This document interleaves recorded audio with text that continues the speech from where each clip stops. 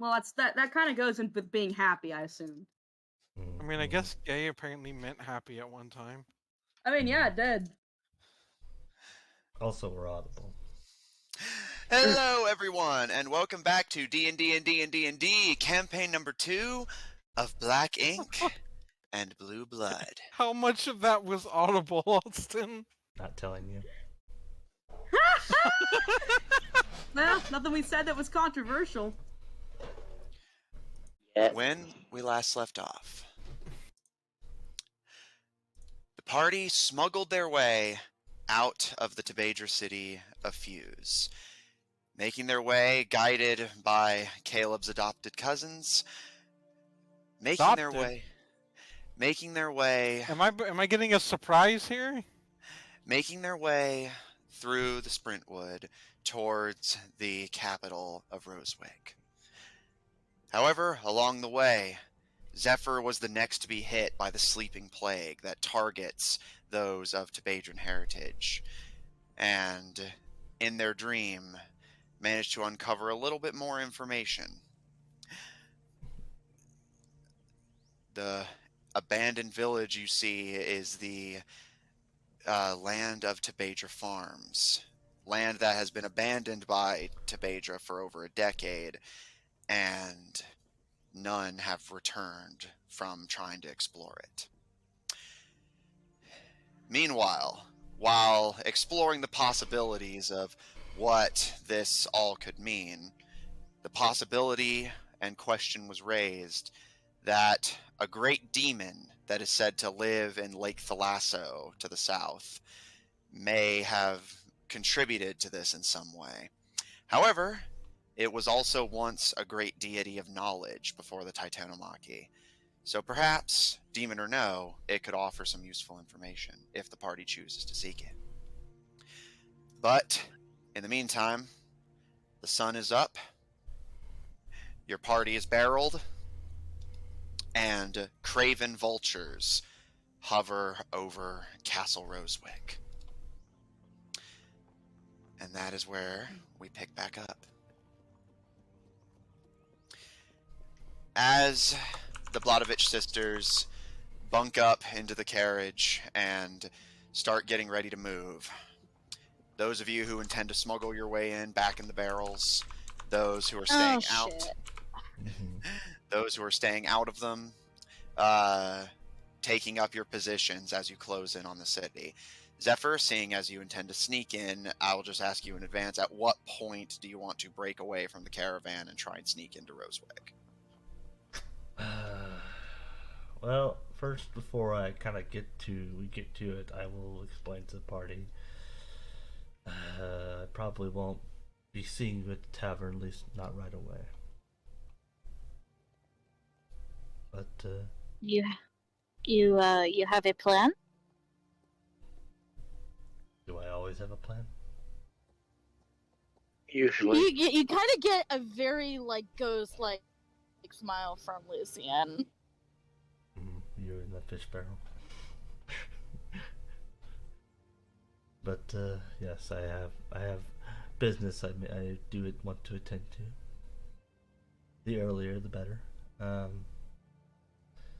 But I just figured I'd let y'all know, because otherwise y'all, I don't know, not really sure what y'all do at that point. Probably something stupid. How much time do we have until we arrive? The Bladovich sisters, kind of glancing over their shoulder, it'll take us some time to get through customs. Probably another hour or so. Customs? What do you mean by that? They have to make sure we're not bringing in anything illegal, which is weird for bandits. Didn't we just have a long rest? Yes. Yes, you guys just got up. I'm trying to figure out if... Okay, so I can fiddle with my... Yeah. I got some ideas. And in response to you, Caleb, you can't see which one is speaking from your position in the barrel, but one of the sisters pipes up. And you know how it is. It's less checking for anything illegal and more making sure that all the bribes are accounted for. we're gonna have to throw a few coins around to make sure nobody looks at the barrels too closely. Well, The how long? only Oh. illegal things in How much coin? The two of them kind of glance to each other and then look back to you.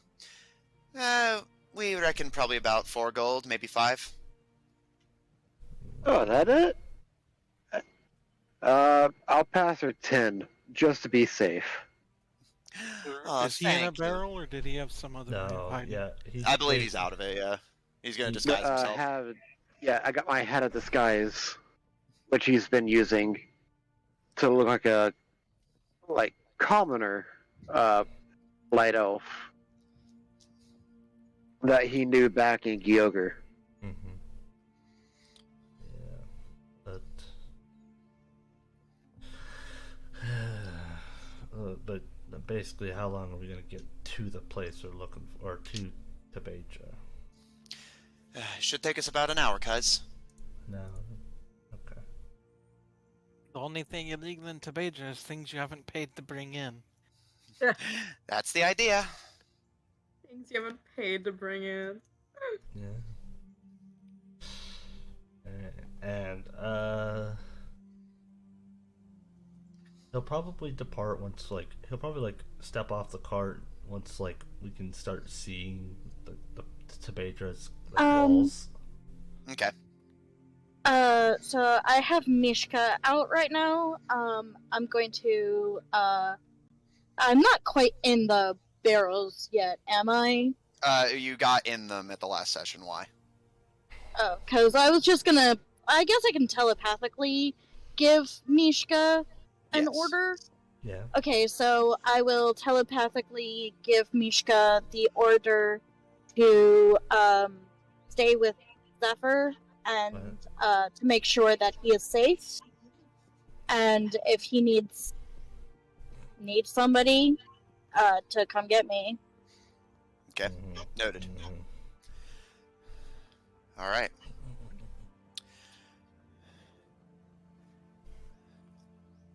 Some of you entombed within your fishy prisons. Zephyr watching the tree line, getting ready to break away when the opportunity arises. And What's-Is and Tuco rehearsing your disguised identities and ready to present a front. The cart moves forward through the Sprintwood. Oh my god. I'm waiting for it. God. I know it's coming. The sky above is a yellowed color. Likely a storm is on the horizon. And the air has that kind of crackly heat that sometimes comes when a storm is indeed close.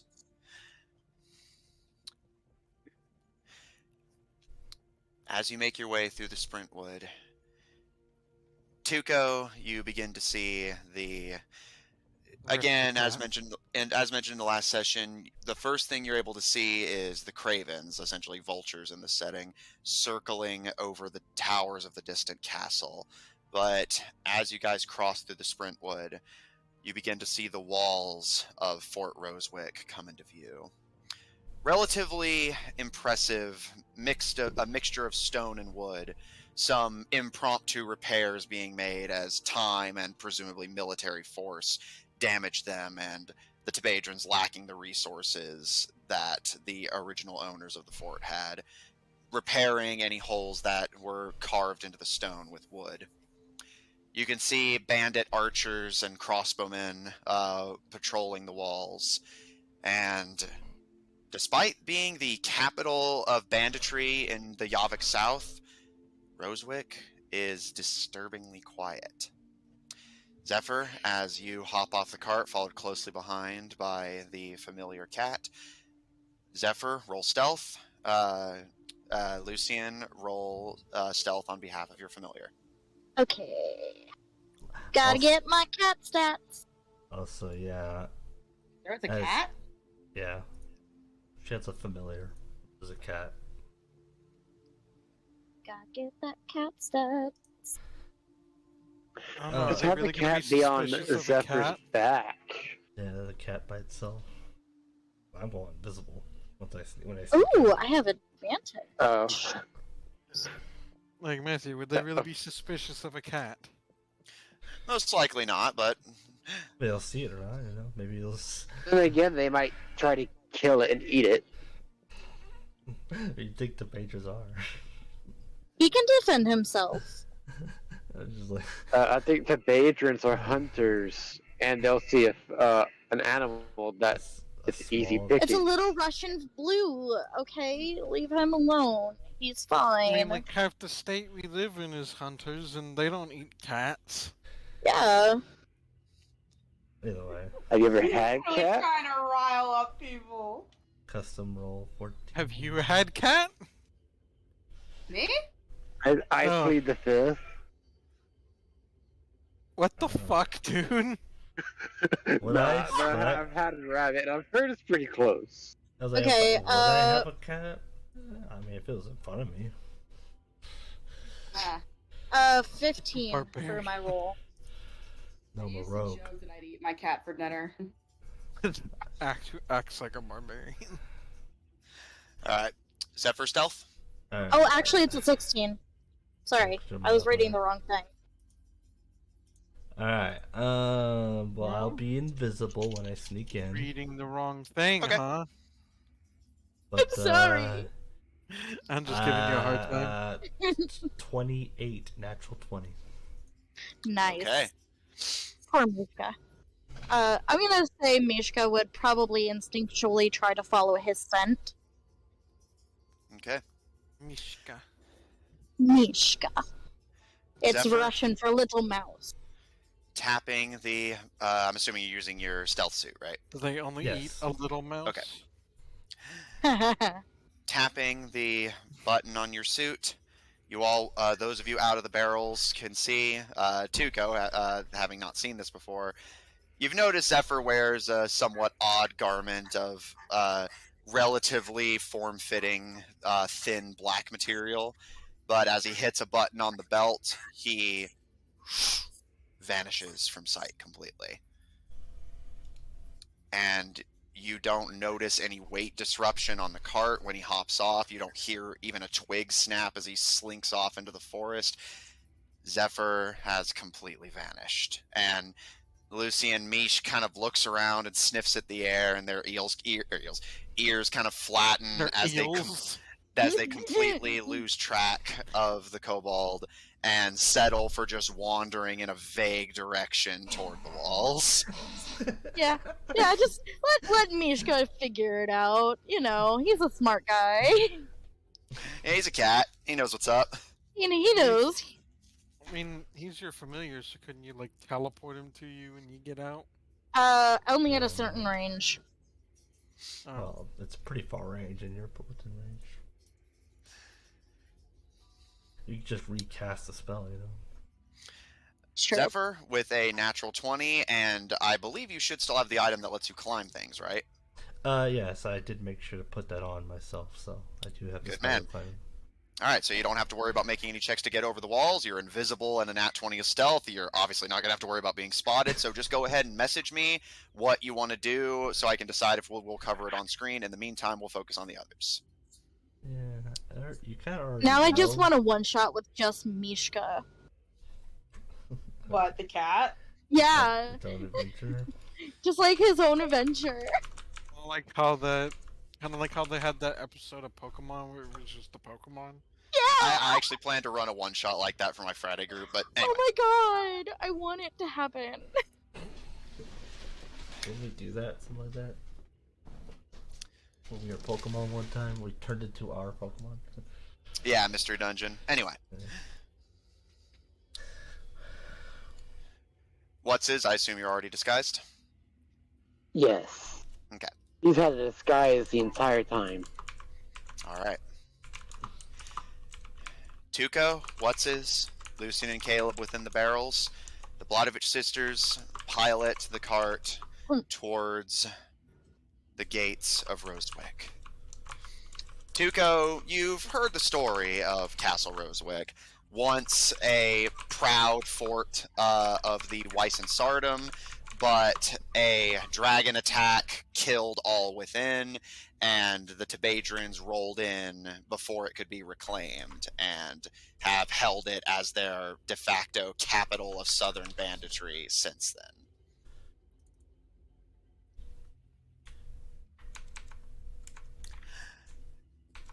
As you pull closer, those of you outside the cart can see that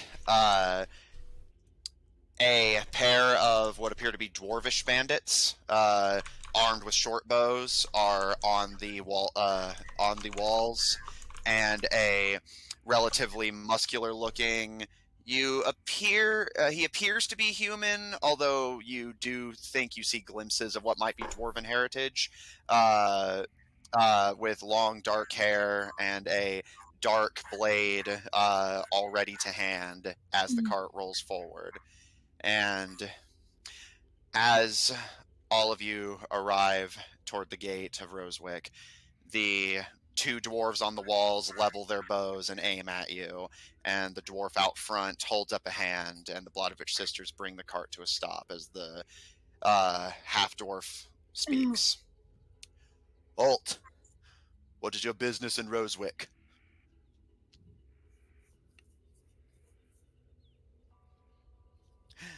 The Blodovich sisters give him a friendly smile and lean their heads to each other, almost playing up how cute the two of them are. And we're just here to make a delivery for Daddy. The Blodovich sisters. I don't recognize your traveling companions. Halfling, what's your story? The doctor. You can figure out the rest. He kind of gives a slow nod. And you, elf? Hired muscle. These things don't move themselves, you know. We're not going to be traveling by ourselves when there's curses about. Do you think we're fools? He kind of looks all of you over before approaching the cart, sheathing his sword, but still keeping his hand drifting to it as he, Lucian, kind of aggressively pats the side of the barrel you're in. And what's all this then? Oh my god. How am I doing with the smell? Make a wisdom save. Oh, Oh my god. And when he does that, though, can I open one of the barrels that doesn't have anyone in it, and just pick up a fish? Just got some fish to give to her dad. Yeah, absolutely. Not great. 13. All right. Lucian, while your mind does drift, you manage to hold yourself to the present. And draws the dwarf's attention away from you as he lifts up the lid of a barrel and shows him the fish contained within. The dwarf's face kind of crinkles as he cranes his neck to get a look, and you long, hardly even edible. But still food all the same. Yeah, exactly.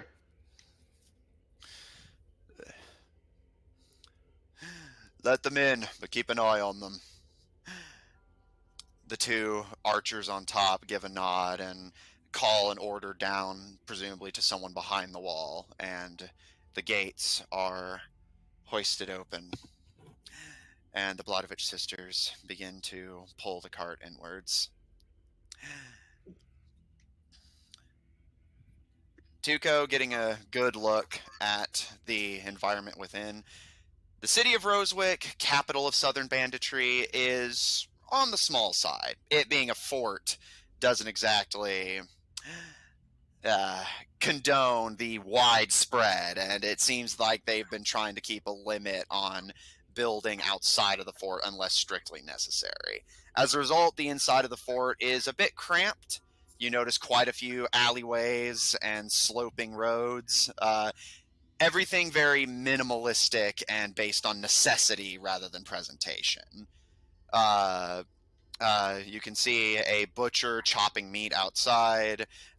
You hear what appears to be the sound of pipes being played by a musician.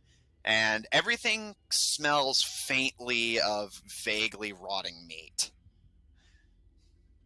As opposed to extremely rotting meat, it's only vaguely rotting. Yeah. As someone who smelled every day of a body rotting, there's a difference. Does Excuse this me? does it seem like last time when we came? Like, is it the same smells, or is the rotting new? The rotting is new. Things certainly you can tell, especially having been here before. Things are certainly a bit more dour than they were before.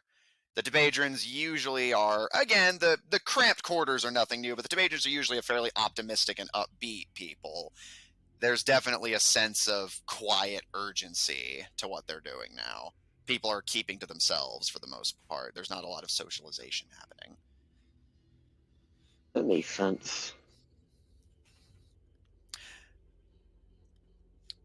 As the cart pulls closer to the center of town, Tuco, you get a better look at Castle Rosewick. And unlike the rest of the fort, which is purely egalitarian and based on need rather than want, the castle is incredibly elaborate.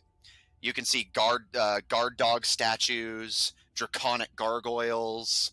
On the front gates of the castle, you can see a giant decorative skull. The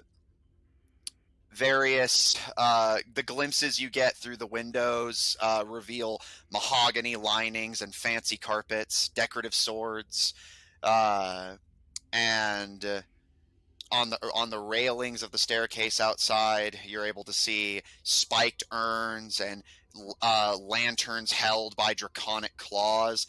And you notice that the architecture of the castle itself has designs of screaming faces carved into the walls.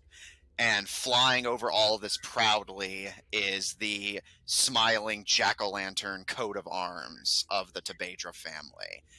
Tuco, you would know that the royal creed of Tabedra, the motto that their royalty and people live by, is translated from somewhat poorly from ancient Atlantean, but translated to common, it roughly translates to lie, steal, cheat, survive.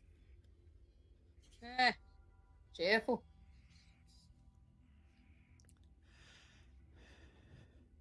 For context, Atlantean is basically Latin in this setting. Oh, nice. Vultures, cravens circle the high tower where the nobility lives.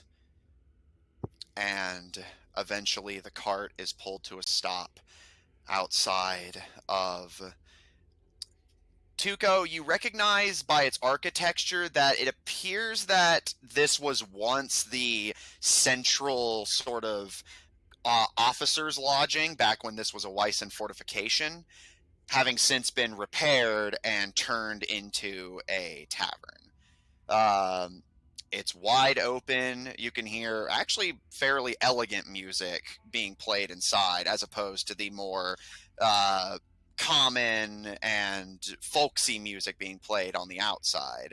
And the print of a bear paw is splashed on the outside in red ink with relatively fancy looking writing labeling it the Bear's Lodge. Okay, I guess Tuco will try to go in. All right. Tuco, hopping off the cart, you start making your way to the Bear's Lodge. What's his?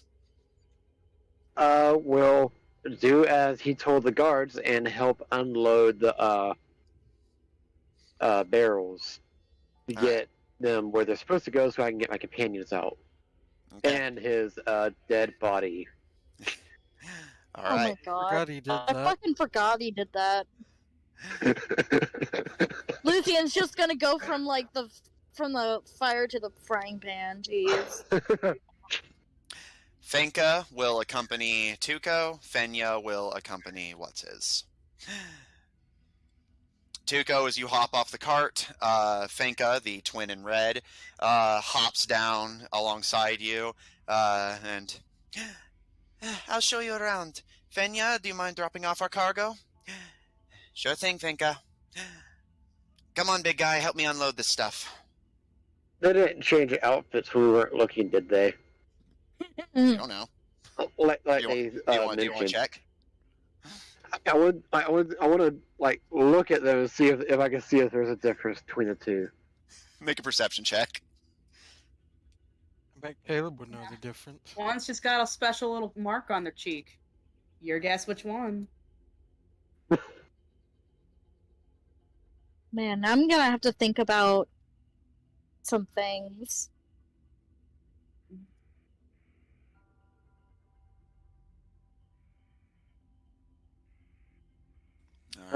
15. Okay. Looking over them, they don't appear to be having switched places as far as you can tell, but they look identical, so it's anyone's guess. Yeah. Out of curiosity, man, Okay. since he's related to them and lived with them for a time, does Caleb know, like, any difference between them? There isn't any physical difference between them, although you do know they have vastly different personalities. And while you did eventually learn how to tell them apart at a glance, whenever they noticed you learned to do that, they would start deliberately doing things to throw you off, such as swapping their outfits. You recall on one occasion, they even dyed their hair ostensibly to make it easier for people to tell them apart, but then once you got the hang of who was who, they switched their hair dye Oh my just God. so they could mess with you on who was who. It's giving me Uran High School. As What's-Is and Fenya pull around the back, Tuco, you make your way inside the Bear's Lodge with Fenka. Swapping music here. Do that Oran High School thing. Yeah. And that's exactly what happened. No. Yeah. It's Austin knows his anime. Yeah. no. I was talking about Uran Host Club. I know. I've seen it. Yeah, Two no, I'm times. talking about. I was talking Yeah, I've about never seen it. No, I was talking about the episode where they like switched- dyed their hair Yeah, that's the and then but they switched. they did Yeah, the Austin exact knows same the thing. reference. I Isn't know what that you're talking unbelievable? about. Yeah, I've seen the show like 3 times. I've seen anime. Yeah, I took one Austin, look at you that watch show. anime? You're so cool. Yeah. I'm watching Austin watches Overlord. he Watching watches a lot of anime. I'm watching Overlord right now. He is a Nice. quantifiable. I intend to weeb. someday. Oh, Overlord? I finished all I could find. I'm waiting for the next part to come out. I love Overlord. It's great. Anyway, He Tuco, as you, usually doesn't like overpowered protagonists. I have my reasons for liking it that we don't have time to get into right now. Fair. We're doing a show. Tuco, as you make your way into the Bear's Lodge with Fenka, you're surprised by how relatively classy things are in here compared to what you expected for bandits. As you make your way inside, everything is shut off from the unwelcome heat and yellowed skies of the outside, and everything is instead this dark, kind of ambient blackish color. The ceiling is dotted with lanterns that bathe everything in an orange glow, and the sound of a violin player is primarily what's echoing through the establishment. And rather than it being the raucous bar that you expected, while there is certainly a lot of dancing, laughing, and partying, and you notice a fair bit of drinking and smoking, there is a sort of air of quiet to all of it, as if they're holding themselves back. Whether that's an expectation of the establishment or the circumstances of the city, you're not sure. But Fenka gives you a smile and... Do you want to come with me to see my papa, or do you want to enjoy the bar for a bit? How likely am I gonna get my pockets picked if I do?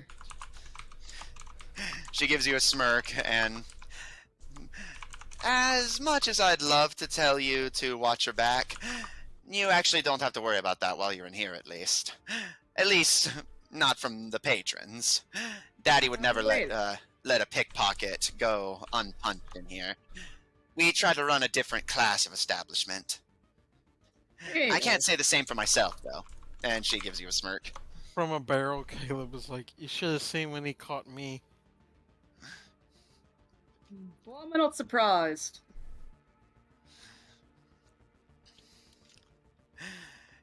We'll unload your friends in the back. I'm just gonna catch up with Papa. You can enjoy the festivities if you like. The violin player is pretty sociable, and if you notice anything goes missing, just pass word to me or my dad, and we'll straighten things out for you. If anything goes missing, I'll figure it out from the explosion. She gives you a smile and starts making her way deeper into the lodge, presumably to find her father.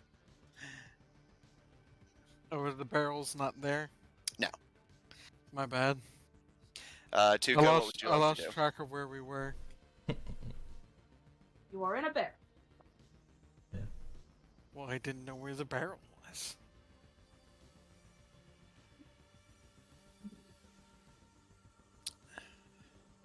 Rip.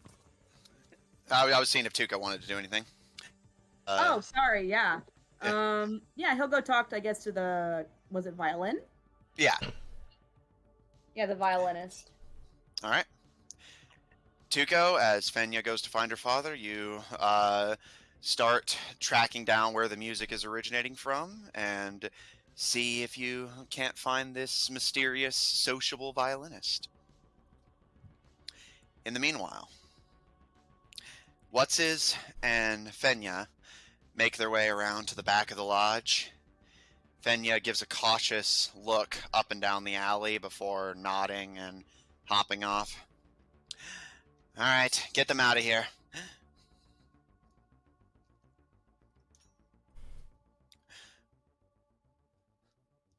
So What's- we're in the back. I can start getting everyone out. Yeah. Okay, so I'll start popping open casks and getting people out. All right. Caleb, Lucian, you are freed from your fishy prisons. Were the And- fish slimy? Very. Are we now Woo! very slimy? Yes. Oh, hagfish slime time. I'll also put my And Caleb's gonna go out to his cousin to be like, "Thanks for helping us get in," and he's gonna be like, he's gonna hug them while he's all slimy and fishy.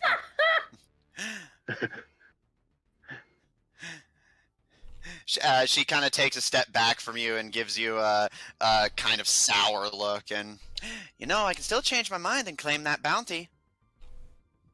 Oh, you wouldn't do that. And you You wouldn't love mess up me. your beloved cousin's dress. Oh, come on. This wouldn't be the worst thing you've gotten on that thing. She gives a bit of a shrug and, I haven't gotten anything on it. You have my sister to thank for that. Caleb just gives him, like, a look, like, sure. It's totally always her idea. It's not always her idea, but it is her dress. Oh. I was right. I was right. They switched dresses on us. You pulled that. You really do like pulling that, you know. You did that with your hair one time.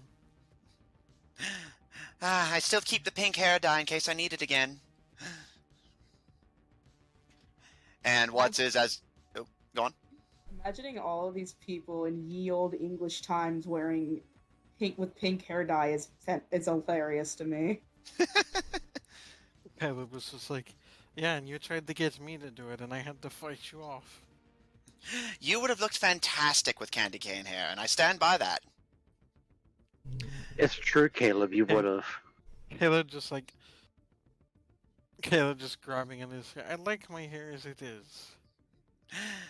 Yeah. And she glances to What's-His as he starts hoisting Q's body out of the barrel, and she kind of, again, scrunches up her nose a bit, and... Why Mind did you if... take that with you? Yeah, I'm curious to know myself. Uh, he's trying to decide if he should tell them his idea or not. Yeah, was Let's it just say he was it won't. another time where you did something without thinking? No. I thought this one through. I'm just not sure how y'all will react. But suffice it to makes it sound say, like he you didn't won't. think this through. He won't stay dead for very long if my idea works. Oh, that's actually way better than what I thought you were going to do with it. Oh no. That's Honestly, I what wouldn't coin's put it for past him. that one. He did spend a lot of time creeping on Lucian.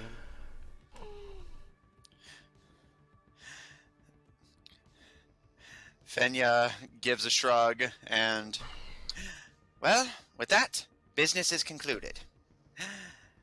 I'm gonna go find Dad, and you guys, well, I'd say stay out of trouble, but I feel like you're just gonna bring it with you, so just try to keep me out of it.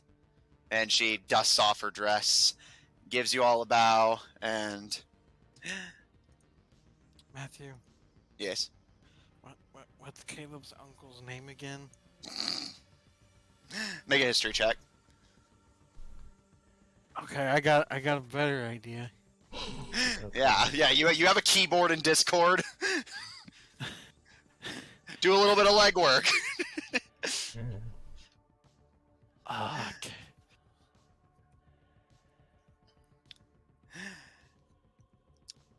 With that, Fenya leaves you all in the alleyway with the cargo of fish, and you are all set loose into the capital of Tabedra. What would you like to do?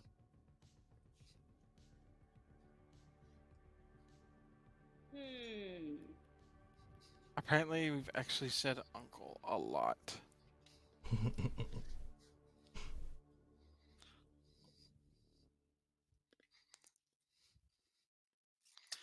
All right, we'll come back to you guys.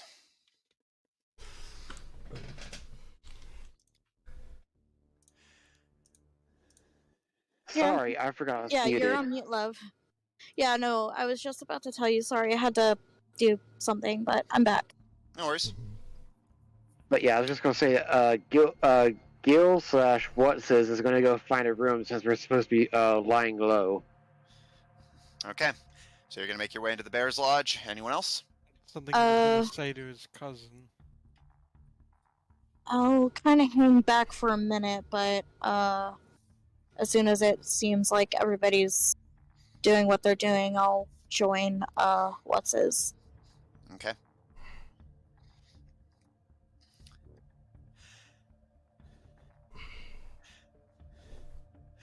Tuco, as you slink your way between the crowds, most are kind enough to deliberately part a bit as they see you making your way. Seems like they're rather used to dealing with shorter folk, if the dwarves in the guard are any indication. And as you make your way forward, you see playing on the violin alongside a band of most people who are just using somewhat improvised instruments. You can see things like a washboard. Some people are literally just slapping their legs to add to the rhythm. You imagine Tabedrans don't get instruments that often if it's true that everything they have is stolen. And even the violin being played, you notice, has a large crack running up the center horizontally that appears to have been kind of hastily taped over. Playing said violin, you see, is a rather dapper-looking man with kind of long, straight ginger hair, eyes a gleaming, glittering blue, and a bowler cap on his head with a red feather perched within, and wearing a nice-looking, but you notice somewhat ill-fitting white jacket. The rest of his clothes are rather plain and practical black leather, but as he gives a final strum of the violin to complete the tune he was playing, and the crowd begins to clap and drink and cheer, he notices you approaching and turns and mumbles something to the rest of the band before hopping down off of the improvised stage, which appears to have do literally just be a table Cannot that for they the life of set me in find place. the key word that will bring me to the message where you said his name. Hello, hello, hello. Something I can help you with? Just got recommended to chat you up. Got anything interesting to tell me? Oh, I know plenty of interesting things, dear halfling. What matters is, can you pay to hear it? And suddenly I'm not interested. Oh, you're not going to get very far in this town if you're not willing to pay for information, my friend. Out of curiosity, what brings a halfling to Rosewick? Well, I guess you have to pay me. That's the spirit. Now you're getting into it. Do you play? I'd like to learn someday, but The no. problem is that we did talk about an uncle for another character. Think of Vaben, and that keeps blocking up my searches. Wait, I found it. He considers for a minute, kind of tapping at his chin, and after a bit of consideration, he kind of looks you up and down and, seeming more just kind of making idle chatter than anything, he smiles at you and, well, I'll tell you what. You give me the scoop on what brings you to Rosewick, and I'll give you a scoop of your choice. Sound fair? More than fair. That's a right proper conversation. So, what brings a halfling to Rosewick? Normally, your kind aren't exactly fond of us. Doctor. No matter the person, they still need treatment. That we do. So I imagine you're here to investigate the mysterious case of power naps. Yeah, that's certainly a word for me. Though, I'm worried that he thinks about I'm just it. putting it there so I'll remember. He thinks on it for a moment before just deciding to. Point is, I'll do my best. That's all you can ask of a person, yeah? The king always says, never ask more of a man than what he's willing to give. Well, I suppose you've given me more than my fair share. We don't get many doctors around these parts. I suggest you do some advertising. Your services are in high demand here. Tell me about it. I've been making cures up in just in advance. He gives you a smile and, well, while I enjoy my taste in music, I'm something of a rumor peddler. I suggest that's why the Bladoviches sent you my way. So with that in mind, what sort of rumors are you in the market for? I can give you some scandalous love affair stories. I can give you the scoop on who's selling what. Or I can point you in the right direction of the latest murder. Whatever strikes your fancy. Sales first, murder second. You're looking for sales, then? Well, we sell just about everything here in Rosewick. If it's illegal to have, but there's a price that can be paid, you'll probably find it if you look hard enough. Anything in particular you're in the market for? More just shopping around, looking to see what sort of spells and all that I can possibly get my little mitts on. Oh, spells, eh? Well, Trying to round out my skill set, let's say. Oh, certainly more than fair. Well, I will be the first to tell you then, little halfling. Magic is not exactly common in this region. Not anymore. It's, most of the spell books and things of that nature are kept up in the king's library, up in the castle. So, if you're interested in magic, I suggest you get a meeting, with the nobles and royalty. But, if you don't have those sorts of connections, I can point you in the right direction on who to talk to. Certainly.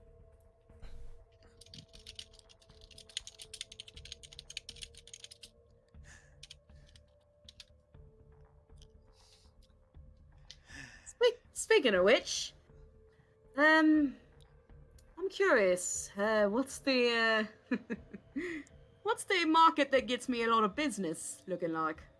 Weapons. He gives a wide grin and kind of glances around briefly before. Well, that all depends on what sort of weapons you're looking for. He kind of like like kind of pats the holster of like his, I believe it was a grenade launcher, wasn't it? Yeah, it's basically a fireworks launcher that's been weaponized. Yeah. Well, something along the lines of that. Ah, looking for gunpowder. Let me think. Ah, yes. You didn't hear it from me, but Stanley Linz, the House Tabedra chef, he deals in gunpowder on the side. Talk to him, tell him I sent you, and he'll point you in the right direction. Word of advice, I highly recommend his concealed carry weaponry. Ah, concealed carry. He twirls the bow of his violin and holds it out to you, and you notice as he swings it around, it has a kind of unnatural weight to it for a bow. Oh, you're kidding! Ah! Oh, that's incredible. I love trick weaponry. Linz is a good friend of mine, a good friend to all of us here in Tabedra. Haven't seen much of him since the king fell ill, but if you want gunpowder, Stan's the man to see. The king's fallen ill, you say? So the story goes. But I'm afraid that's one more rumor than we agreed on. But if you can give me another interesting piece of your mind, I may be willing to divulge. Let me think. He thinks on it for a moment before divulging. Well, you didn't hear it from me. Of course. I might be just a few steps from discovering something huge. Something that can help all of us. Oh. What sort of discovery is that? Are you aware of the black tar that's been going around? Ah, the Ichor. I've heard the stories. Well, and he leans in as well, kind of playing into it, just Which he seems to really appreciate. He gives a wide grin and echoes you. His whiskers brushing his nose. I might have found a cure for it. You can stage whisper, love. Oh, sorry. I might have found a cure. Fine. I might have found a cure for it. Really? Those monsters have been plaguing this Brentwood for decades. A cure for such a disease would sell for quite a lot. That I bet it would. Though, immediate vaccination is my major concern, as he straightens back up. Of course, Doctor. But I'll be sure to keep you in mind in the event that I start bleeding black. Oh. Yeah, no, he is. Just... like, there's a moment where Tugo gives him a serious look. Actually, yes. It might just save your life. Before, like, again, just, straightening up again. He gives you a kind of small nod, but as he glances back to the stage, you can see that it seems like they're ramping up for another performance. He starts kind of fidgeting a little bit, but he looks to you and gives you a wink. And if there's one thing we know how to do here, Doctor, it's survive. It's in the motto.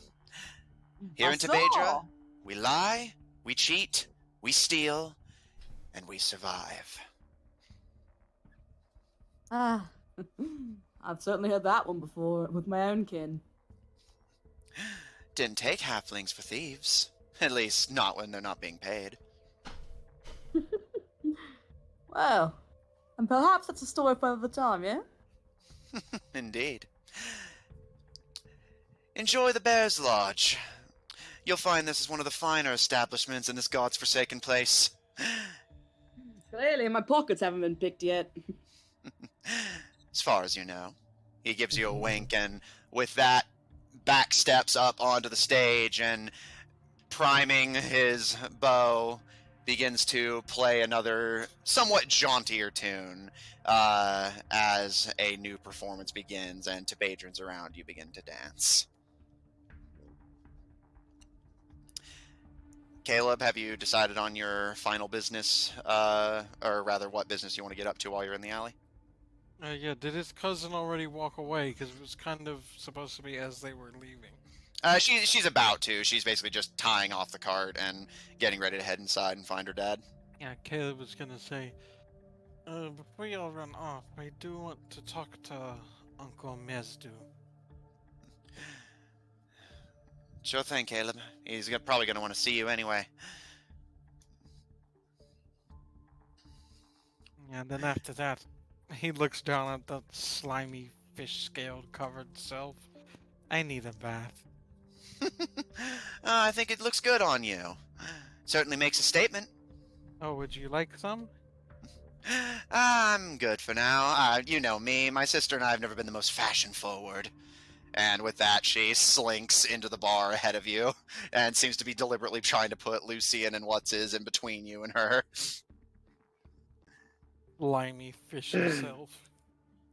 I like her. Lucian, as What's-His and Caleb head inside, you, as mentioned, hold off for a moment before slinking your way into the Bear's Lodge. Zephyr?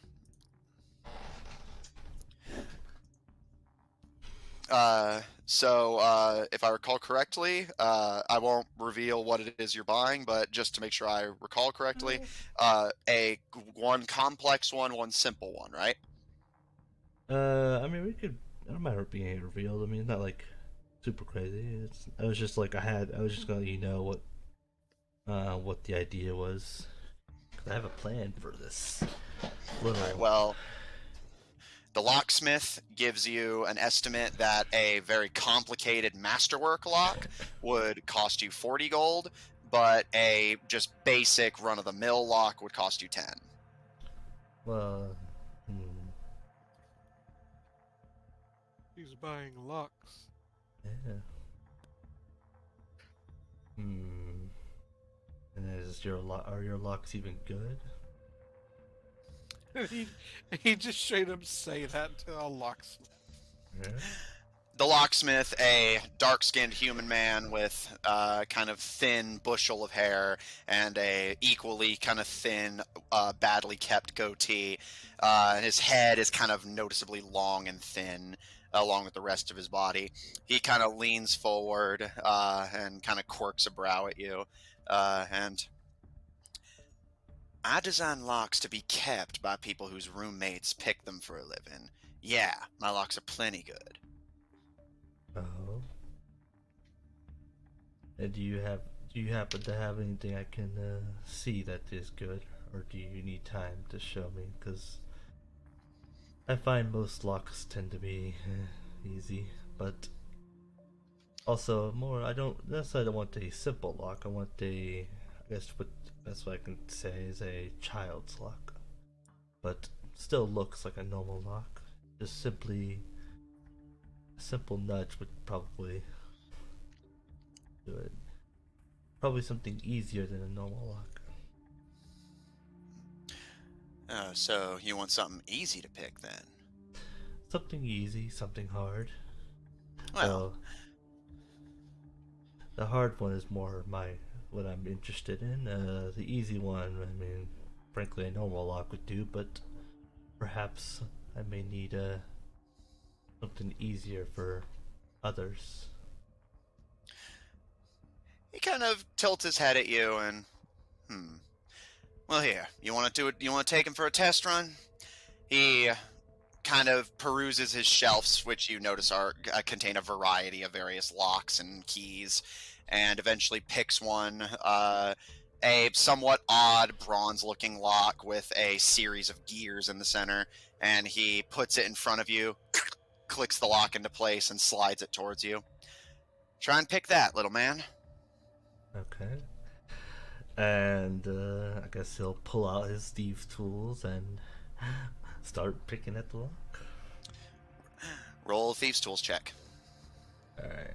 There's like locks that, like, by their design will give you disadvantage. I think there Not are. disadvantage, but it makes the DC progressively harder. I think there is a lock that is disadvantage somewhere. Either way, I'm gonna roll my sleight of hand because it's the same modifier. Okay. 29. It takes you about a minute or two of doing, but eventually you manage to crack the lock open, and he kind of raises an eyebrow and leans back, and well, I guess little hands are good for big things, huh?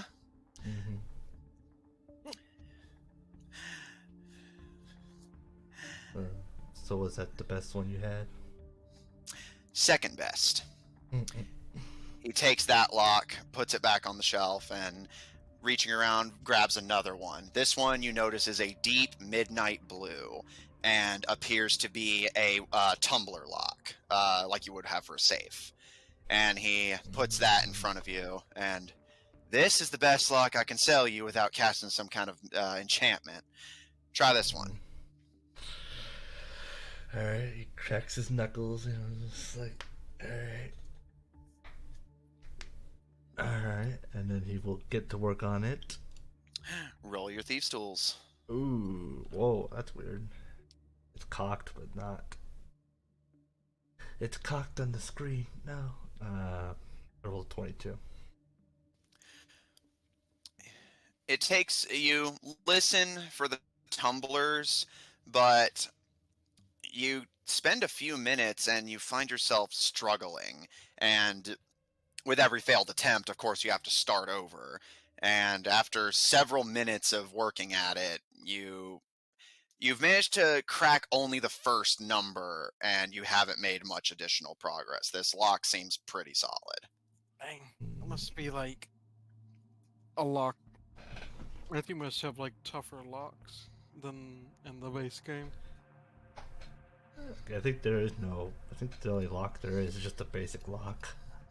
Well, according to this, No, there's yeah, easy. I have an entire list of what this guy is selling, since Austin told me in advance he was going to do this. According to Yeah, this thing, boy. there's like easy locks, which are 14 to 20, medium locks, which are 16 to 20, Oh. hard locks are 18 to 20, and unbreakable locks are just 20. Unbreakable locks of 20. It's nothing. For you. The 3 for me. Well, yeah, there's a lock of trickery, which gives you, I think, gives you disadvantage. Yeah, it gives you disadvantage, but I guess he'll look at that and be like, I am. Well, I mean, it did, was a bit on the hard side. I mean, how much is this? If you don't, though, I do. Well, I will take this if you're willing to do, I guess, what you said, enchantment lock. I'd be down for something like that. Alright, but enchantment's going to take me some time. Well, And what sort of enchantment are you looking for? I guess probably would be. What kind of enchantment do you think you would have? Well, I can have the lock booby-trapped, maybe set fire to whatever poor unfortunate is trying to take from where his hands don't belong. I can rig it up so that if someone tries to pick it, it just shuts and won't open again without your blessed say-so. Or I can just give it a fairly basic enchantment that resets the counter every so often. That way, Unless you know how to break the enchantment, there's no getting in unless you nail it on the first try. Hmm.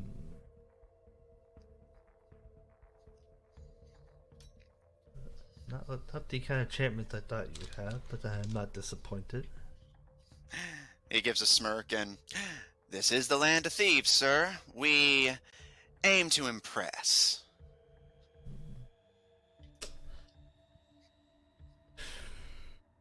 Hmm. I'd prefer not to. As much as the locket, the booby trap locket, would be definitely interesting, but if I ever need to lock it, I prefer not to have to be on weary. Uh, I guess I will say the reset lock. All right, and you still want this bad boy? And he pats at the tumbler you failed to crack. I will accept it. Yes, it's. I would like to see about cracking it maybe one more try by myself. Go nuts, little man. Can't exactly give you a key for that one, but if you want to try and crack it yourself, be my guest. But feel free to come back if you need the code, if you actually want to, use it. All right, so that's one enchanted lock, enchanted to reset the combination periodically, and one high-level security lock. Come back in a day or two for the enchanted one. In total, that's going to run you 500 gold.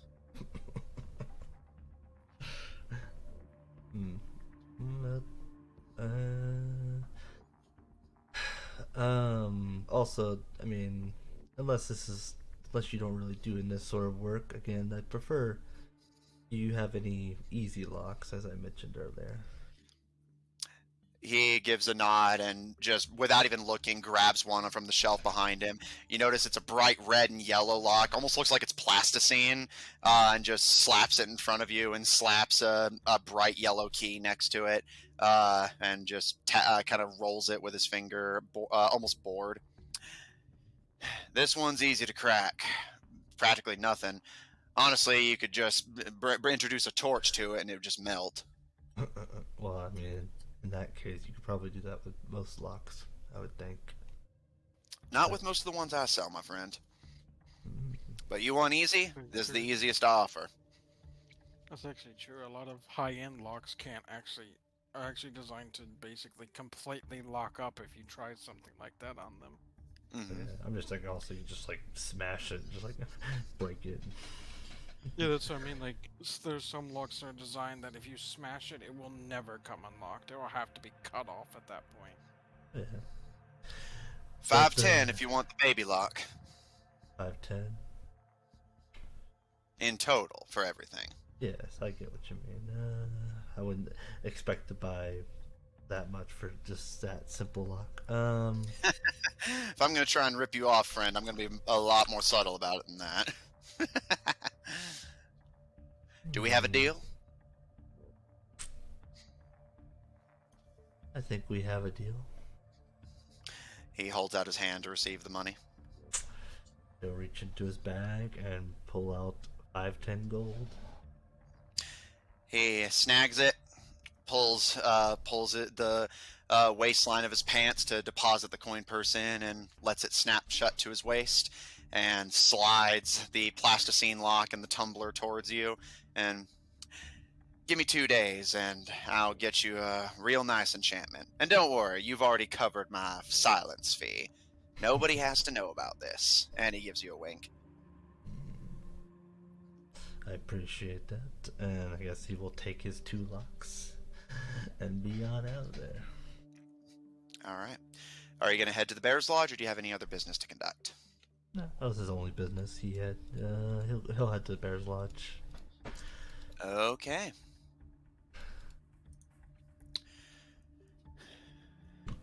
Tuco.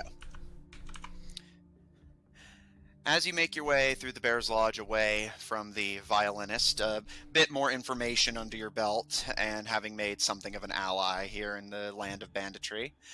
As you're making your way towards the bar, you see along with a fish slime-soaked Lucian and Caleb, make their way in from the back door from behind the bar. Could I just quickly do prestidigitation on myself and on Caleb? Of course. Lucian, as you guys head inside this relatively nice-looking establishment, Tuco, as you see them enter, Lucian waves a hand, and the slime and fish scales kind of fizzle off of them and kind of loosely pile next to them, but their clothes and skin are completely clean. And Caleb, as Lucian waves a hand, the same happens to you, and you are left pristinely clean, even from just the latent dirt. Do we still smell like fish? Nope. Okay. Oh, that ruined. That was a very ruined the- important detail for Lucian, so yeah. The ultimate shower. Caleb is appreciative, even if his player's a bit disappointed I don't get to do a funny thing I was gonna do. What? Spy on men in the bathroom? I don't think you can put that. Excuse me? as What? that thing. Excuse I think we me? all just said what? No, Caleb was gonna do the whole thing where he was gonna hug his uncle when he's covered in fish slime. Yeah.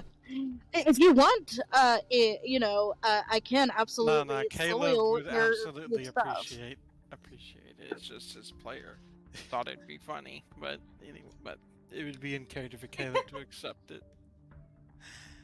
Fenya and Fenka approach each other from behind the bar and give each other a high five as they pass and whisper to each other in Thieves' Cant, and both kind of nudging the three of you to be on the opposite side of the bar. Fenka starts heading upstairs, and Fenya kind of leaning over the bar with a smile. We're gonna go fetch Papa. Do you want me to send him down to greet you all?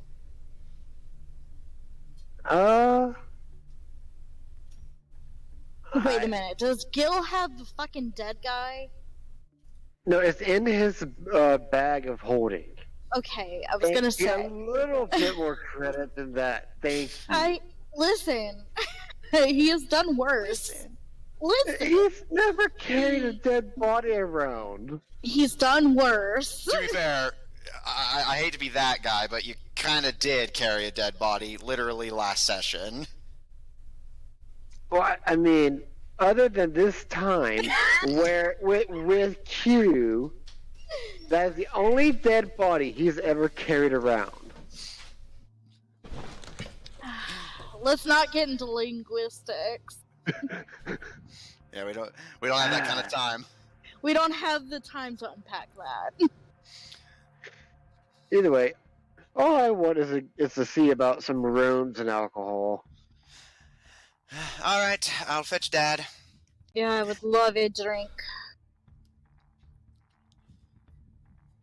She vanishes upstairs along with her sisters, and as you all regroup at the bar, I'm just gonna put my head on Gil's shoulder and just be like, that was really hard. There. You'll have some alcohol soon. I just want to go back to Agnes. Zephyr, Oh my goodness. at this point, you enter the Bear's Lodge, and you see your companions all gathered at the bar. You see Lucian moping. It's nothing new. Yeah, nothing new. No. I guess I'll approach like the bartender, so. Alright.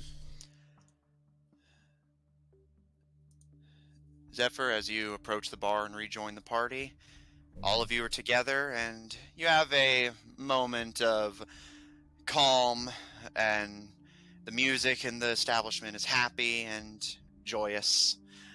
And after only a moment, Fenya and Fenka return downstairs, and true to their word, the moment the job was completed, they barely give any of you more than a passing glance.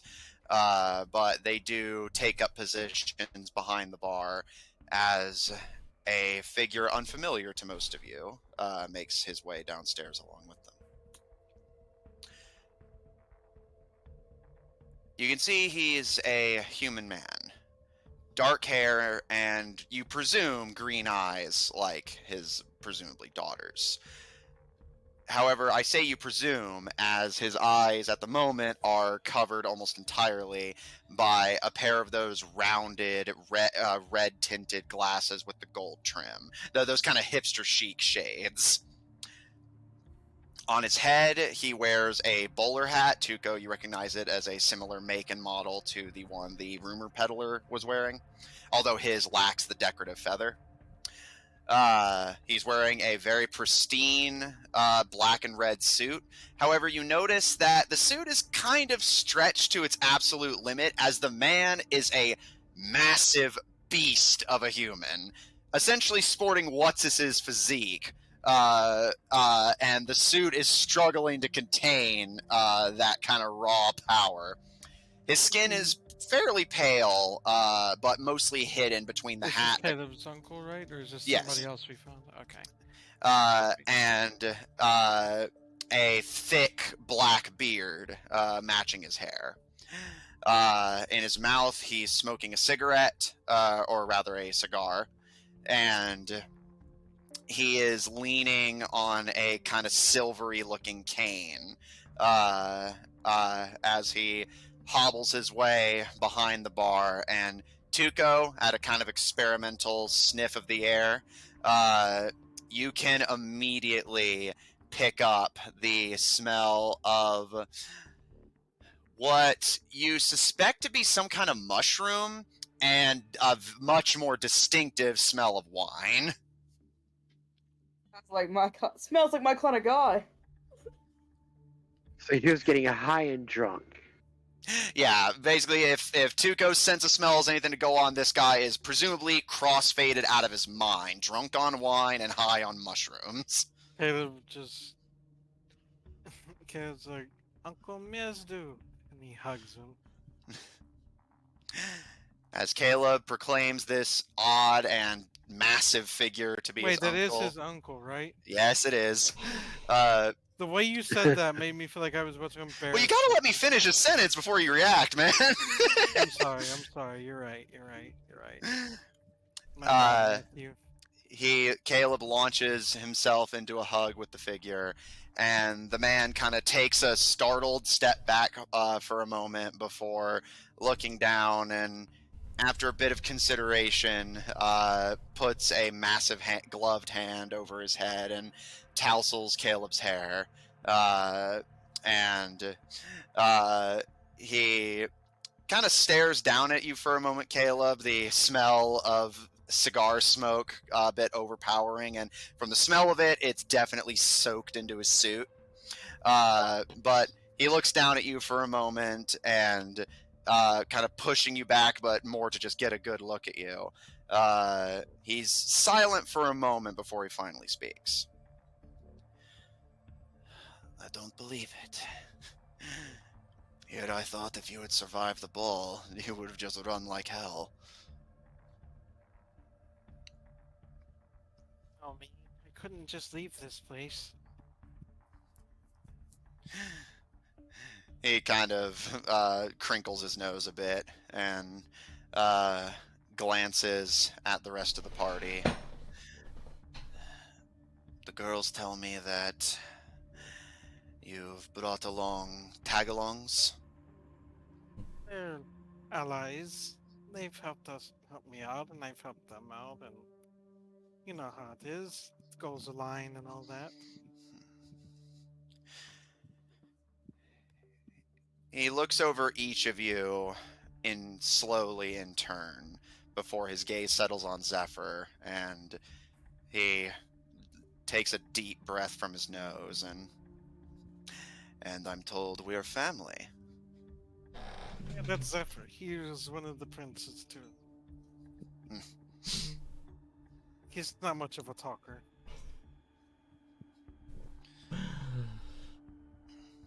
Yes, but it's by some standard, I guess we are family.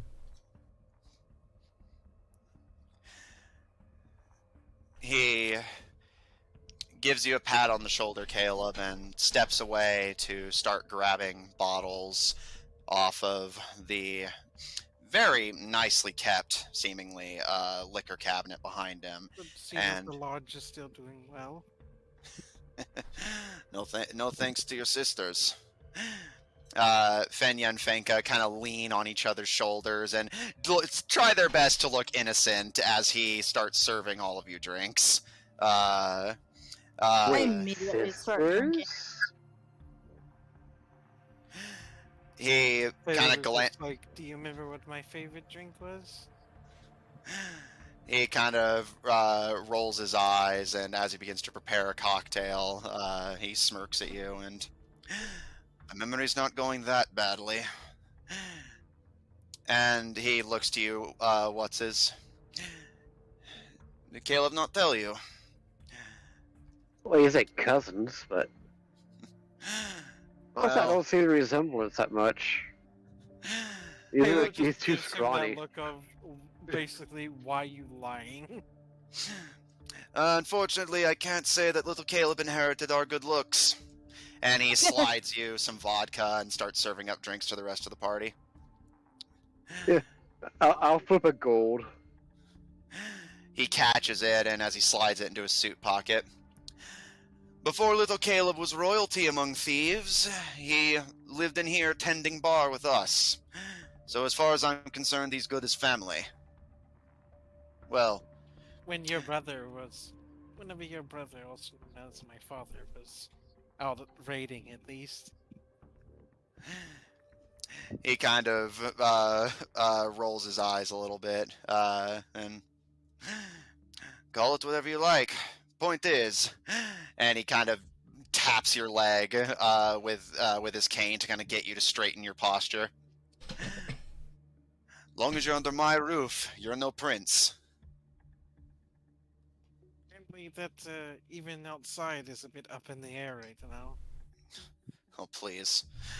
Lucian, he serves you a somewhat lighter cocktail, appears to be a margarita of some kind, and starts moving on to Tuco. I inspect it. It appears like a relatively strong mix, but light enough to be digestible to what he appears to be presuming is someone who doesn't drink that often. I'm just He gonna. would be right. I'm gonna For just. Star Blast. Yeah. I'm gonna take it easy. Around these parts, a wanted poster doesn't mean much for nobility. By my understanding, it doesn't mean much anywhere. If it makes anyone feel better, he attacked us first. He kind of tilts his head to the side and... Oh, I'm assuming as much. Admit it does surprise me, though. Word on the street while you lived up in the castle was that you two were always so close. He attacked... I guess to be specific, he attacked my friends here. We're bandits, that's what we do. And sometimes things go wrong. I didn't have much time to realize what was going on before. Well, it was too late. I didn't see him until I already took the shot. He gives a bit of a shrug and... I didn't know the man. It's no concern of mine who you kill. What does concern me is... Why did you come back? I wonder the same thing. My guess, he's here for about the secession. There are things going on in this right now. And Tabedra can't just keep sitting by. We will probably be consumed by whatever this plot is at some point or another. Especially after what I saw from our king at the ball. Yeah. He was willing to sell me and Zephyr out at the vaguest of threat. That's not surprising at all. He gives a bit of a shrug and... If he was willing to betray us, what is he going to do when the Scar Conqueror comes a-knocking? Is he just going to take his leave and let them have their way with Tabedra? I don't Most know. likely. I mean, who's to say that they haven't already tried to make a claim on him, which is why he's sick. This mess of the people getting sick and dying. It's with this Scar Concord running around. You can't tell me they aren't involved. I suspect the They're king has always already let them in. And they're going to do the same thing to Rosric that they did to Mercurial. I'm sure of it. Oh, I wouldn't doubt it. The Bladovich sisters turn to their father and... They're right. They already told us everything, Dad. We need to leave. I know we've invested a lot into this place. It's been in the family since the beginning, but we can't stay here. We need to run. Where do we go? You could always go to Sundragon. We did kind of, save their kingdom, so they do owe me a favor. Yeah, and I'm kind of dating the queen, so like... Well, that's not important here. She kind of narrows her eyes. Yeah. This isn't your family, is it? Doesn't mean I don't want to impress. I don't think anyone's really impressed. She kind of Anyway. she full on ignores Zephyr. And before I came here, thinking of all these things and learning this, the thing I keep asking myself is what would my father have done? You know him better than anyone. You were his brother. So tell me, what do you think he would have done? If he was facing the same situation I am. You think he would have just left? He's silent for a long moment, and he takes a long puff of his cigar and slides a drink in front of you now, Tuco. Yours appearing to be a much larger cask than what the others got. The others got like shot glasses and wine glasses. You got a full-on tankard, full of some kind of frothy-looking, vaguely yellow-greenish liquid. Could be interesting. Tuco takes a sniff and then has a little sip. Is it good? Yes, actually. From the taste of it, it appears to be made from honey, some kind of mead. Well, from there he just has fun. He moves on to Zephyr now, and he remains silent for a moment before... I suppose introductions of some sort are in order if I'm harboring fugitives now. Miezdu Blatovich. By the sounds of it, you already know my name. He gives you a small smirk, and hard not to hear your name around these parts, even before your face was on posters. Well, for proper introductions, Zephyr Tabedra. He gives you a smile, and he's kind of quiet for a moment before...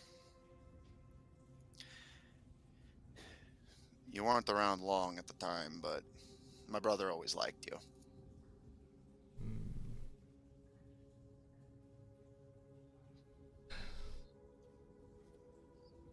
Well, I wish I could say...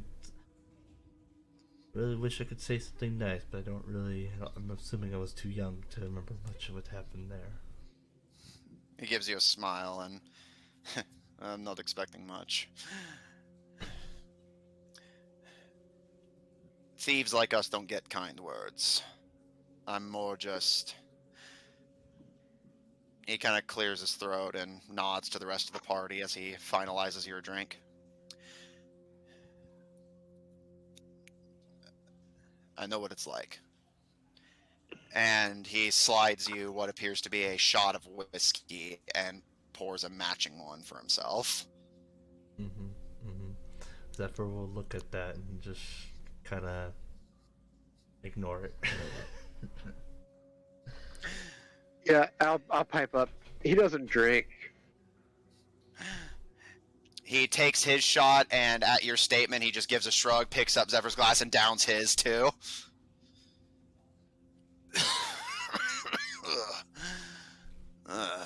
Well, if I'm harboring fugitives, I suppose it's only fair I know who you are. Well, my name is What's His Very Gyoger. A stupid name. It really is. What's his? Hey, I didn't pick it. You were the colonel, weren't you? That's correct. Well, I can imagine if you're here, that's only bad news. I I don't think he's I actually wouldn't a say colonel anymore. bad news. Yeah, I lost that rank. Oh, well, in that case, they you're say, welcome. fugitive. So. Well, in that case, you'll fit right in. Although, for a colonel, for now at least. you're a lot less tattooed than I heard the Gyogan colonels to be.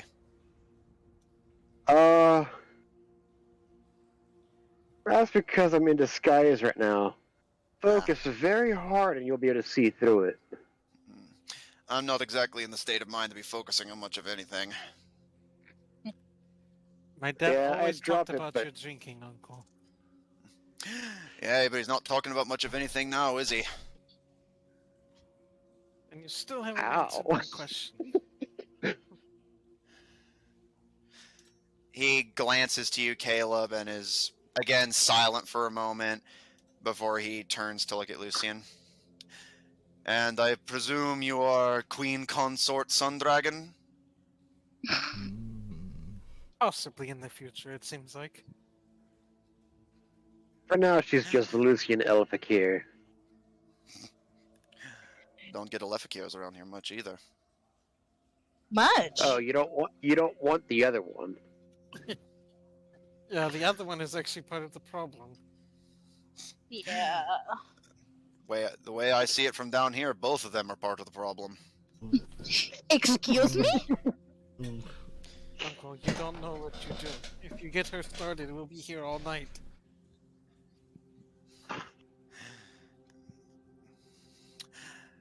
And I what's your want to story, hear what he Halfling? has to say. Oh. Let's just say I'm a doctor who's here on a mission.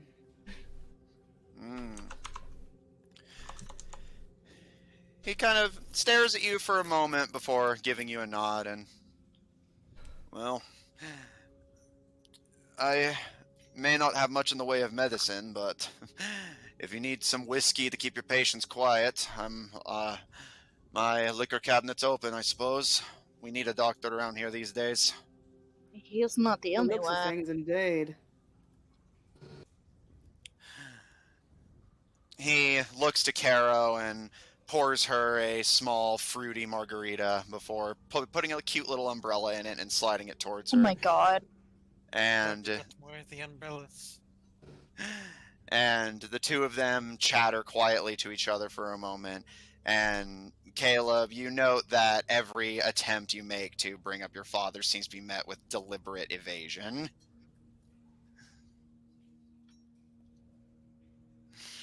How are you going to avoid me? I'm not avoiding you, Caleb, but let me say it to you this way. If I answer you honestly, you're not going to like my answer. Believe what you want to believe. Fight whatever you want to fight. You'll always have a home here, but I can't promise you more than that. I need The to world's know. unfair. Good people die sometimes. That I does might kinda count a lot remind me of of good another thing people I do wanted die. to ask. Is there anything about what happened to my parents that you have not told me? Because I'm just thinking about it, and it doesn't make sense. We What already about it raided doesn't make that. sense? If I remember right, Matthew, we said before that they had already raided Blackthorn, and they usually don't raid the same place twice like that. Mm-hmm. And it was also at a time where we already had plenty of stuff, right? Yep. Caleb just points out. They'd already raided the region. It was on high alert, and yet they get sent back in there. And then, what did we need? We had plenty already. We didn't need anything else at that time. And yet, again, they get sent in. It seems to me almost like, well, it wasn't just an accident.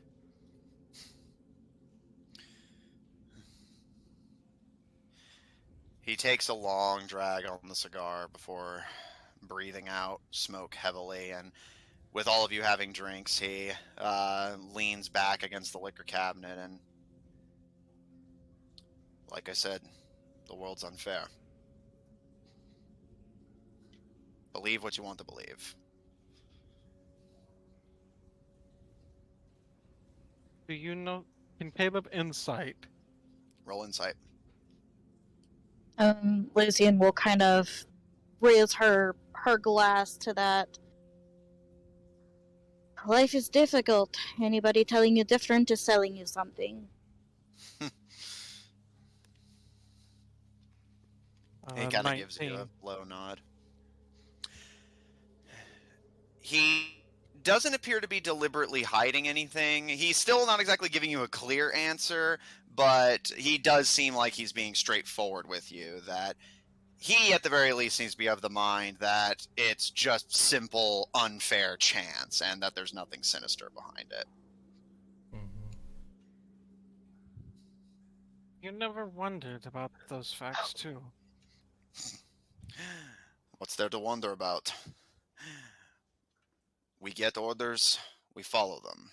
Doesn't matter if the order's smart or stupid. Doesn't matter if we need or want whatever it is we're after. Caleb. We do what the king says.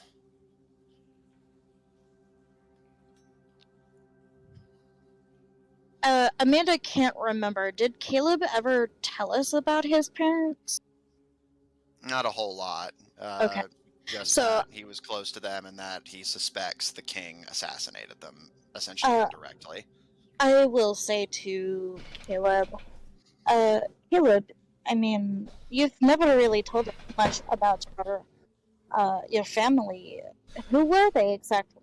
Maybe I know them. I gotta look up. I think it was around. I gotta look.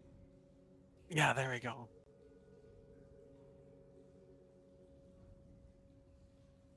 My father. Well, I guess I can tell you. My father's name. My father was. Well, my father and mother were just common, regular people. And then Tabedra formed and all that. And they became very successful bandits. In fact, probably some of them, if my uncle might know more history, but apparently, as far as I understood it, they were some of the most successful ones in a long time. What were their names? My father's name was Bernard Lev, and my mother was, Matthew, is that 2 L's or an L and an I? 2 L's. Belly Medved. Do these names sound familiar to me? Make a history check. Okay, that you told me to do. We did establish that Caleb's parents were like fairly successful bandits, right, Matthew? Yeah. Okay. Just wanted to be sure. Sometimes it's hard for me to remember everything we talked about. I write everything down, don't worry. I didn't roll great. I rolled like a natural 4, so 12. The names aren't familiar to you. I'm going to be quite honest with you, Caleb. I have no idea who those people are. Well, of course you wouldn't. You're an Alephik here. Is that supposed to be like an insult?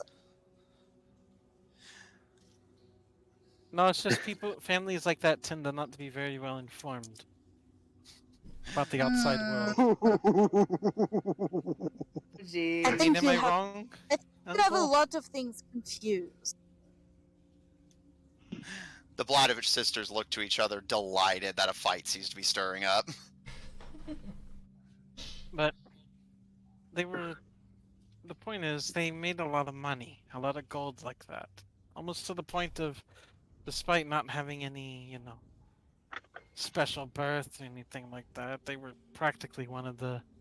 But that doesn't people. mean that we wouldn't be unaware of them, Caleb. I'm not talking about that anymore. I'm telling you about them.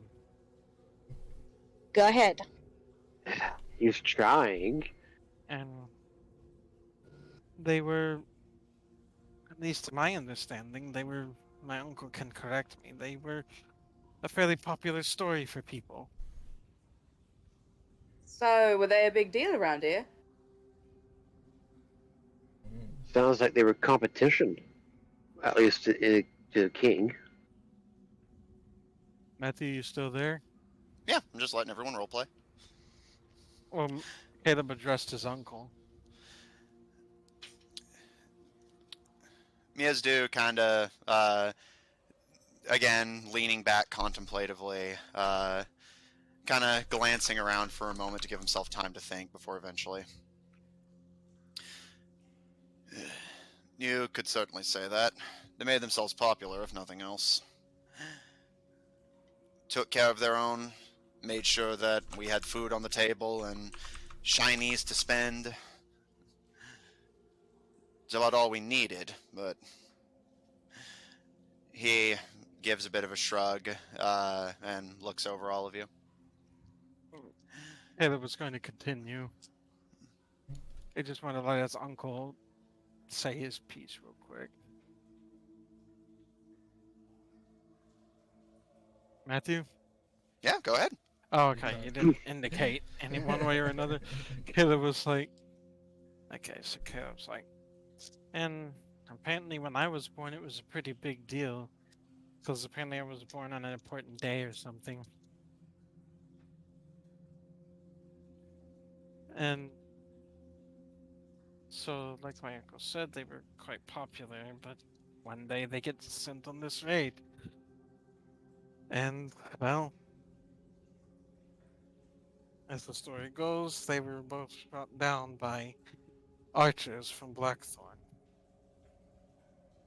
I was left without my parents. I stayed here for a little bit, and eventually the king comes one day for my parents' contributions. He decided to adopt me. Little did I know that meant almost nothing to him, apparently. Probably just trying to win some points with the people who liked my parents. Probably. Well,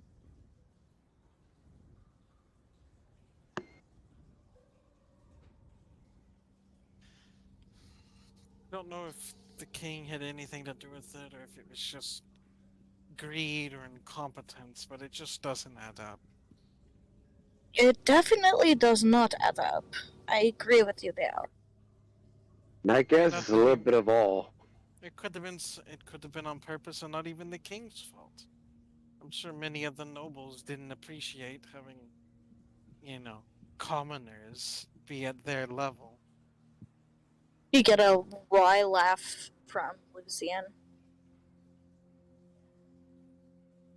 The point is, it doesn't add up, and it certainly seems to be a lot of reasons on the table why this would have happened. That's why I wondered if there was anything maybe that you didn't want to tell me when I was younger, because you didn't, want my younger self to misuse it or anything like that. No, there's plenty I'm not telling you because I don't want you to misuse it. But nothing that's going to help you along this train of thought.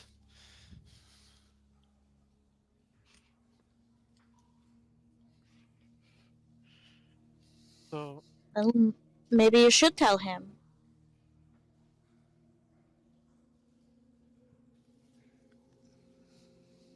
He's silent He for a deserves moment. it, doesn't he? Yes, if there's anything you know, I need to know what happened to them.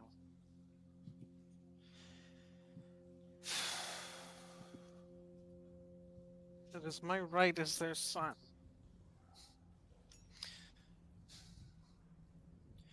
You want my honest answer? What your father would do if he was in your shoes?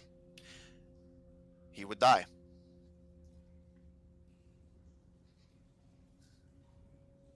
How do you know that for sure? Already What do you happened think he would once. have done?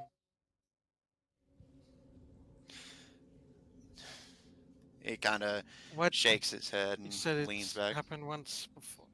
What did he do? The same thing you're doing now. Asks too many questions, speaks a little too loudly, and tries to find reason where there isn't any. What happened? The same thing that happened to everyone else that died that day. We had everything we needed, but there was things we wanted. And Blackthorn is the only kingdom that doesn't strike back when we strike them. So everyone got geared up and insisted we go again. I told as many people as I could not to go, and nobody listened. They left, and only half of them came back. What were they trying to get? Same thing we're always after. Food, gold, treasure. Anything we can get our hands on that doesn't belong to us. We're thieves. It's what we do. Was there a reason? Greed. He raises his shot glass to what's his, and I already told you. Greed. We had everything we needed, but there was things we wanted. And whose idea was it? Truth be told, I can't, at least...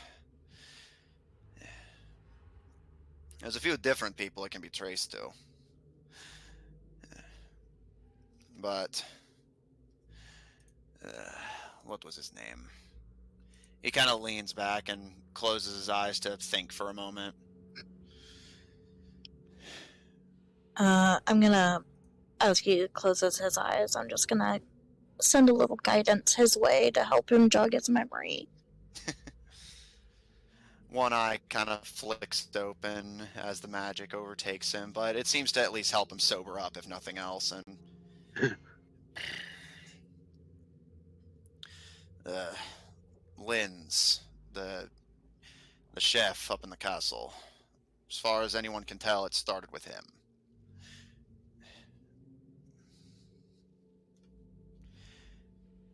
He came to the Bear's Lodge and started riling people up, saying that, sure, we had everything we needed, but why not strike while the iron is hot?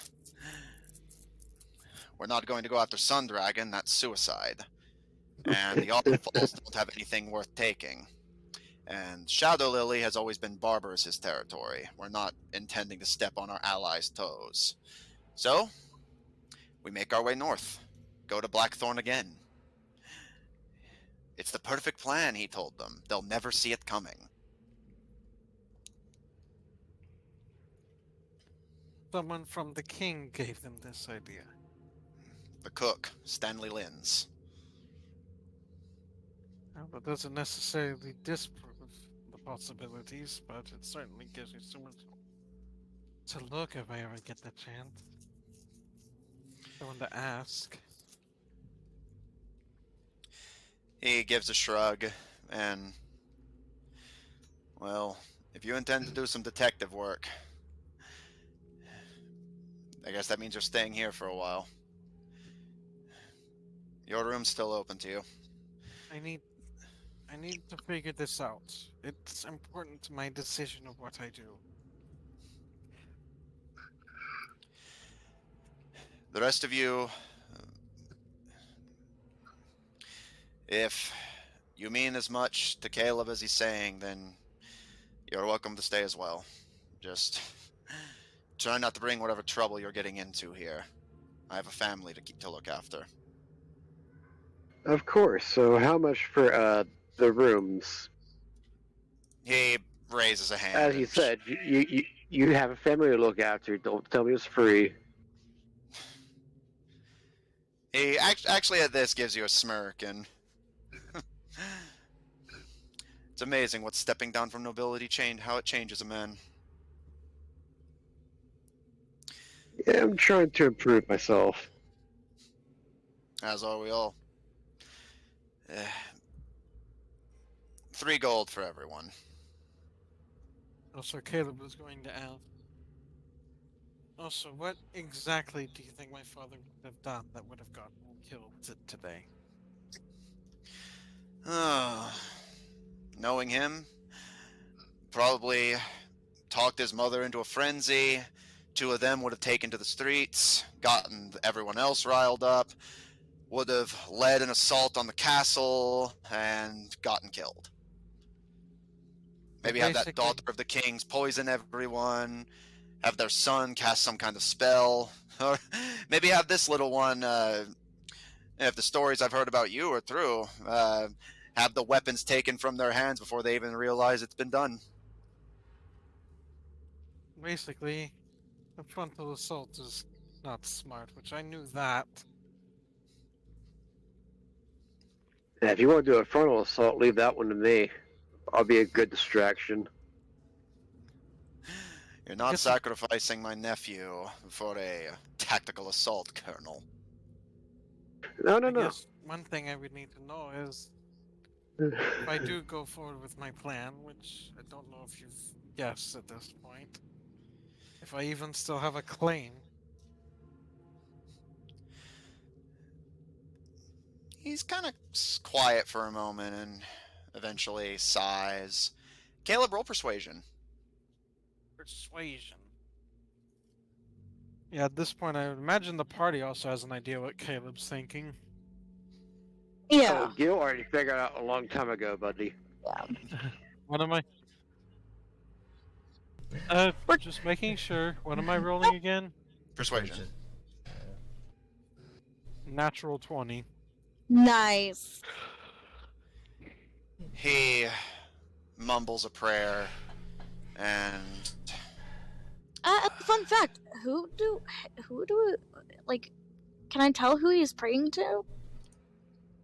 Make a religion check. I look at you like fun. Just a funny little Good news, everyone. That's it. It's an interesting. You said religion. Yeah. Yes. Origin. Oh, and I pay him the 3 gold, by the way. Natural 20, 28. Of course it is. Yeah, it's going around. It was D&D Beyond, so. Oh, it's D&D Beyond this time.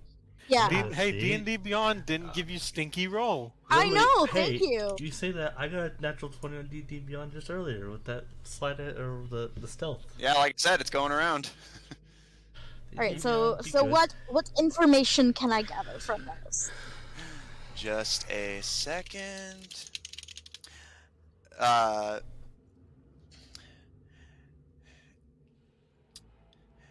You can tell that, to your surprise, he's actually giving what appears to be a prayer to Chernobog. Isn't he like the devil? Yes. I guess it makes sense for bandits.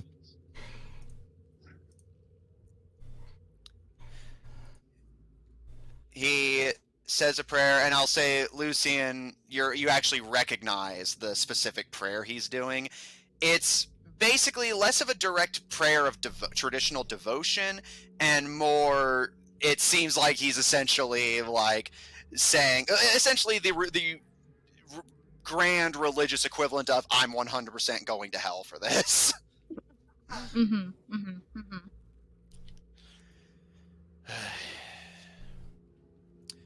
Like I said, a wanted poster doesn't mean much around here. If anything, people have started respecting you more since it happened. You have a claim, but the rest of your siblings have one, including your newest one, who, as I understand it, has a special place in her dark heart for you. Honestly, that No, just that's sounds like to me more that towards one's going to me. work itself out. He kind of looks away from you, Caleb, and towards what's his. Come again? Oh, I killed her fiance. So I've heard. If anything, that just means that to get that claim could be at least the simplest, not necessarily the easiest. So one step. Present myself for them. Present myself somewhere where they can fight me. You're not wanting to go at this alone, are you? I guess that's up to y'all. No, I'm behind you, Caleb. I told you that. You have my axe. Caleb, oh yeah, Caleb's also gonna ask. By the way, I know how these taverns are. I'm sure you hear stories and stuff. Have you heard anything about what exactly is afflicting the king? He, to your surprise, shakes his head. Your family's smarter than you give them credit for. He takes a puff on his cigar. I don't doubt that they're smart. Ever since he got back, he sealed himself away in his tower. Only people that are allowed to see him is immediate family. And, well, they're not going to be frequenting a place like this. Oh well. That does indicate whatever this was happened as a result of the ball. Since it was immediate afterwards. Mm-hmm. Unless he ate the food. Well, unless he ate the food, or we did see him get escorted away, and they did say something about meeting the lady. So, Do I remember seeing if King Tabedra ate any of the food that was there? No. In fact, I'll say you actually recall that he actually didn't really attend the party all that much.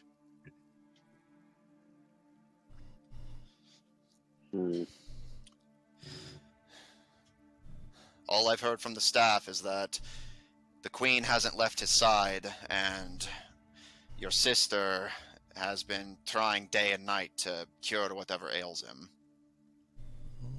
well, Like I would be happy to help her. I mean, I know she's a great chemist, and, you know, Tuka and I have been working together on some things, so maybe we can help. Like I said, I'm a doctor, and I'm in here to try and figure this thing out. We gotta deal with It is that entirely newcomer though possible that- first. That's all I need rid of is the extreme voice in the house now. And then maybe something can be worked out with the others. Your uncle kind of scratches at his beard, and Because I know pinches the at queen his has no nose. interest in it. And I know Zephyr has no interest in it. I didn't even have an interest in it until I felt like I had to.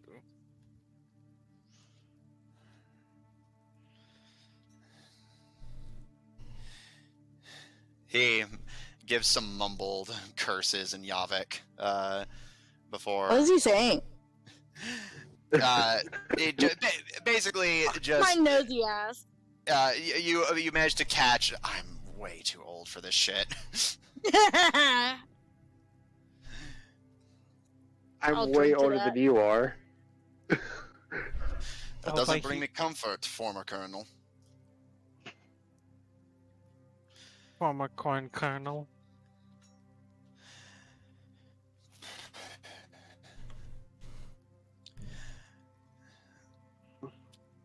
I can offer you a place to stay and room and board, but that's where it ends. I don't expect you to help in this. In fact, I don't want you to. If nothing else, the three of you might be able to salvage something if this blows up in my face. The Bladovich sisters look to each other and But look hey, to their father. if it all works out, you'll have a powerful ally. Where are we going to go? Really, you should go to Sundragon. I don't know, they seem a little... I don't know if they... Well, they certainly would enjoy a tavern, I can tell you that much. Definitely. The three of them kind of glance to each And other. again, and... I did do the queen a favor. I did play a part in saving her kingdom, so I imagine... I'm sure she wouldn't have an issue. They have a lot of people, a lot of refugees.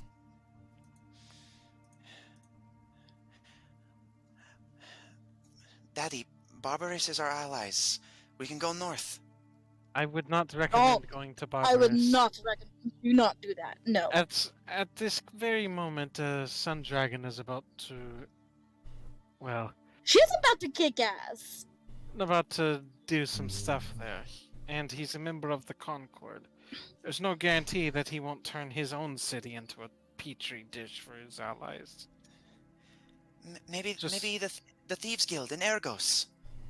No, you don't want to go there either. They're also aligned with the Concord, funny enough.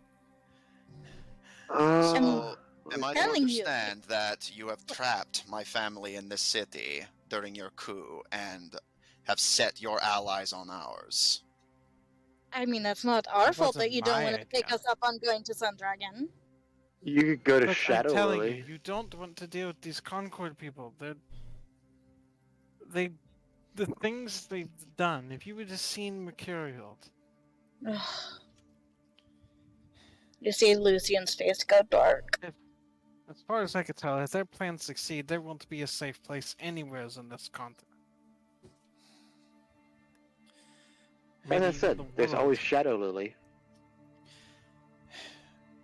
It is true. They have no reason to hate us. And they'll take pretty much anyone. The president's desperate. That's not a bad one. And if y'all need coinage to help you get restarted, I'm willing to work on that investment.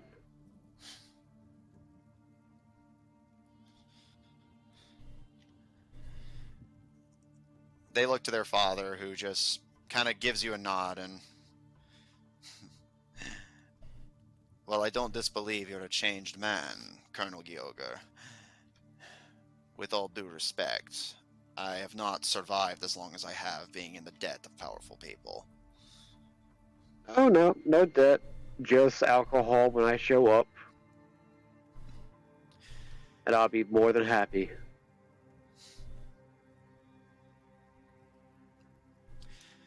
He takes another shot himself and...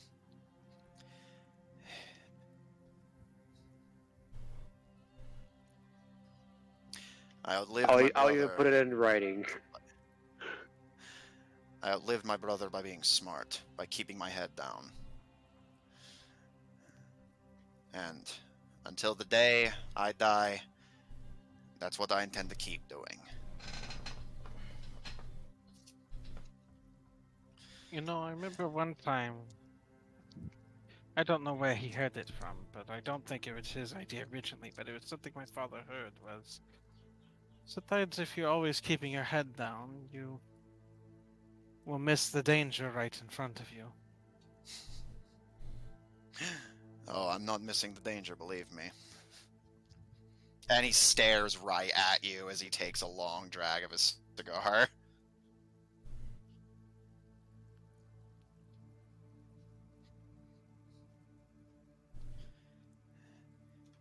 Why don't you come with us? Yeah, forget about all this. This Concord, the royal family. Go west with us. We'll go to Shadow Lily.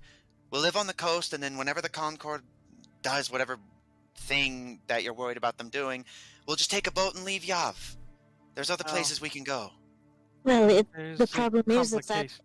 I got it, Lucian. there's a at this point, because of orders of the king, I'm intrinsically involved in this now. I have to face the Concord.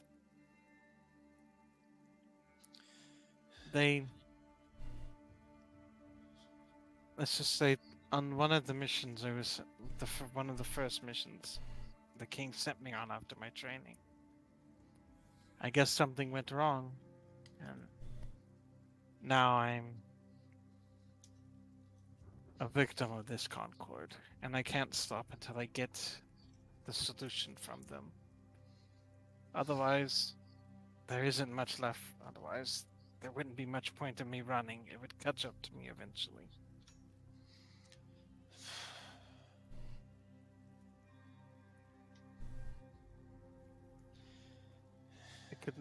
I can give a little more information if you promise you won't, well, freak out.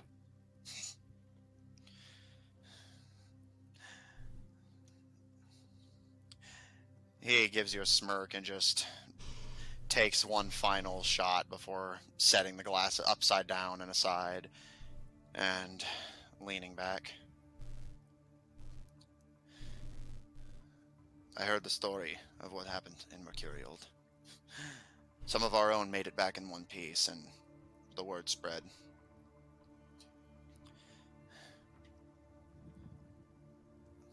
Whenever you left, you didn't come back for a long time. That's when they got you, wasn't it?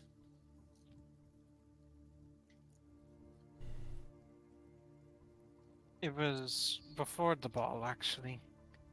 He sent me to go look at something.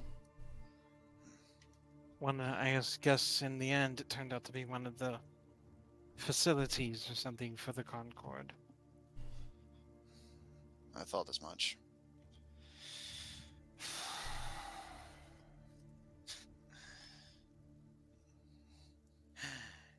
You couldn't have not taken after your cousins even a little bit.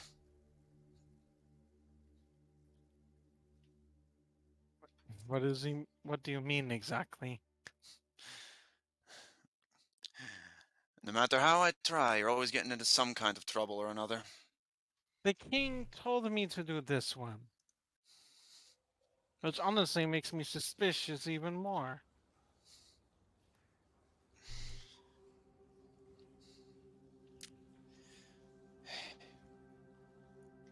Definitely know what my father would have done to someone who hurt me.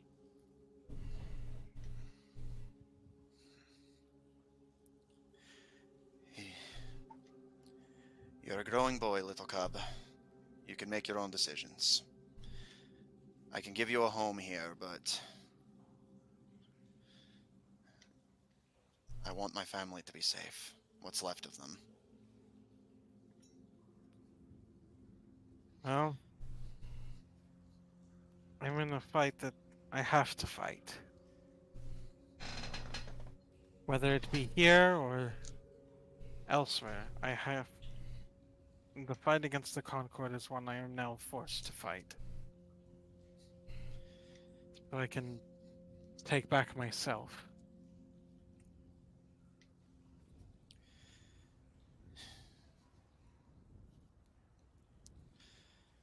And I will do whatever I need to win that fight.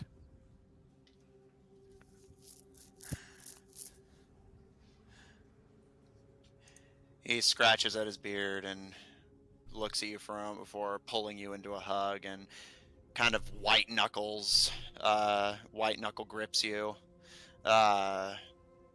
And sonst. What does that mean? Little son. Oh. I guess Kayla will hug him back.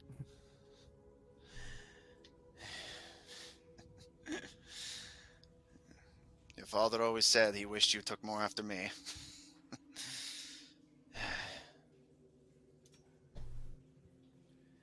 And thieves can't, so only you, Zephyr, and Tuco can understand this.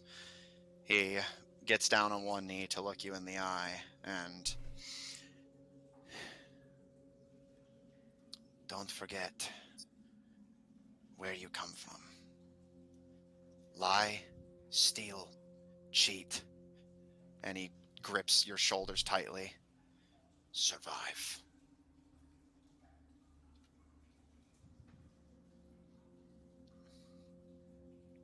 Caleb will say in Thieves' Cant. It's always been about It's always been about surviving. Even if it doesn't always look like that. He gives you a smile and hugs you again before rising to his feet and reverting to common.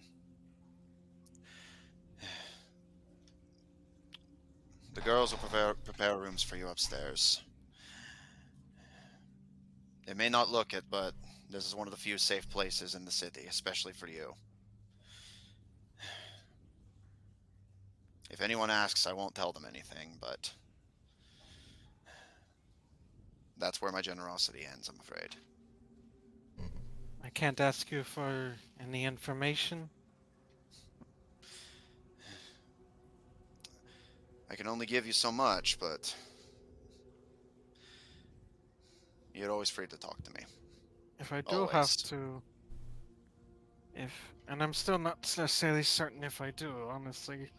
Part of me has kind of brought the idea of working on a deal back to my mind, but in case I do have to resort to extremes, I would need, allies in that. Are there any people in the city who have been voicing displeasure?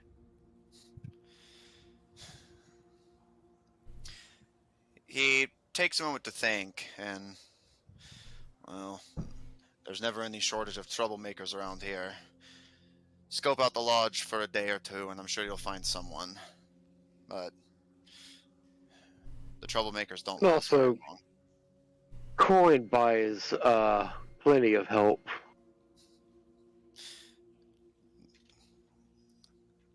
That it does. If I am going to have to resort to the extreme, it has to be from within. I can't have outsiders doing it. Oh no, they'll be from here. Don't you worry. I've learned a thing or two about how such things go down, and if outsiders are involved, it's doomed to fail, especially with Tabedrans. They'll probably all just run away, basically proclaiming this to have failed because the outsiders have gotten in.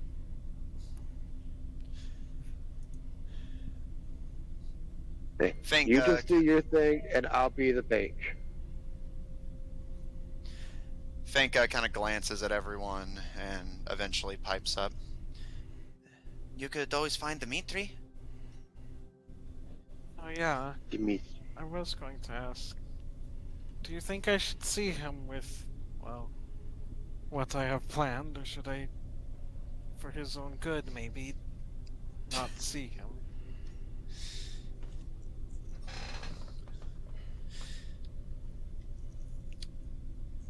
Fenya kind of looks to her father, who just kind of sighs and looks away, and Fenya looks to you. Well, if it's any consolation, I wouldn't be worrying too much about his safety. He's in here practically once a week starting fights. Never lets a bad hand hold him back, right? She kind of smirks, and honestly, you should see the other guys. If there's anyone you're going to be able to get on your side, it's going to be him and your old crew. Beyond that, your friend's right. Other than Thieves' Cant, the only language that gets spoken around here is gold. And she looks to Tuco and Lucian. If the two of you really are doctors, contrary to what people think of us, well, all of us were outsiders at one point. Not exactly a Tabedra bloodline to be had. Not yet, give it time. We haven't even had enough time for a whole generation yet. I wasn't even Tabedra didn't exist even when I was born. I mean, isn't there a blood relative though? There's blood relations, but not exactly a bloodline. My point is, and she nods to Tuco and There are Lucian. very few people who are born Tabedran right now. Most What quote-unquote about Tabedrans were born elsewhere before it existed. And you could probably persuade the royal family to let you in if you really think that you can do something about his condition. And even if you don't, a doctorate might just be what you need to get into the royal bedchambers, and, well, whatever it is you're going to do... I'm not going to do anything like that. Well, I mean, they do know my family, Caleb, so, I mean, it's possible that we could do that. I don't want things to go down that way. He betrayed me in my mind, but I'm not going to be the monster he tried to make me. That would be what his teaching would tell me to do. And even then, they wouldn't let you win. I'm not going to kill anyone I don't have to. Well, they won't let the other two in because, well, my guess is it's a new princess that's causing this. Yeah, I'm wondering So if why that's would a she- problem I need to deal with now or later. I'd say deal with it sooner rather than later. The more she knows that you're here, and she will eventually know, the more danger we're all going to be in. I almost wonder if I could use that, you know?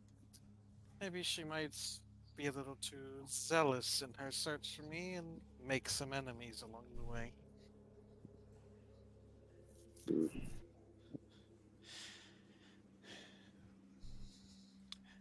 Fenya kind of tapping her fingers on the bar, kind of looking all of you over.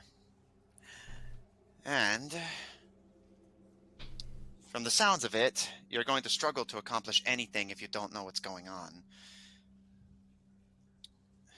This sleep curse, whatever's been afflicting the king, none of us know because none of us can see him. But you can. That is true as well. And if it does turn out, and if we can learn more about it and it does turn out the Concord is behind it, it would just be, you know, more proof of the point I'm going to be trying to make. That there's a danger to us that we need to deal with if we want our little hideout in the forest to continue to exist. Certainly the convenience of that will be valuable. After all, we are a bunch of thieves, so I gotta think about how to make it seem valuable to them.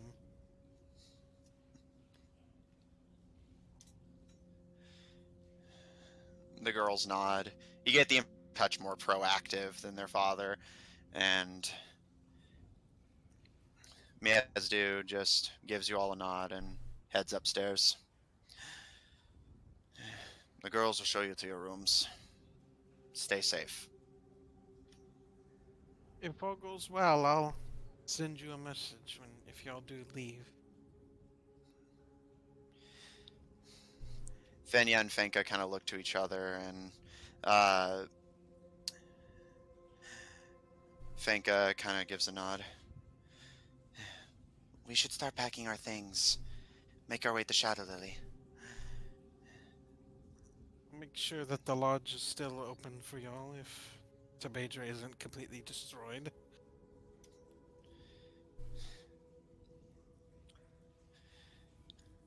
And before they head out to go pack their things, I'm going to pass them each 1,000 gold to help them with What does he fucking have? a He's lot. just been throwing gold away like it's trash. Yeah, that's why he complains a lot for not having gold. Yeah, but it's my choice. Yeah, I agree. But he passed on each 1,000 gold to help with being in Shadow Lily.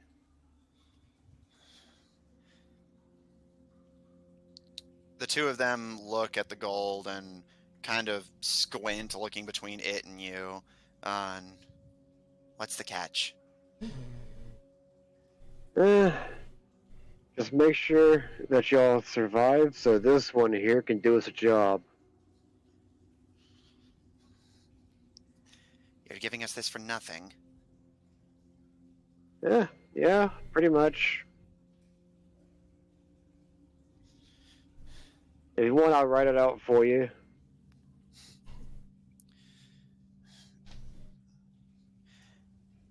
Finka takes her share of the gold and starts stuffing it into her pockets and gives you a kind of quick, nervous bow. Thank you, Mr. Colonel. And she starts to make her way upstairs. Fenya lingers and kind of stares at you for a moment. And eventually she slowly pulls it towards herself and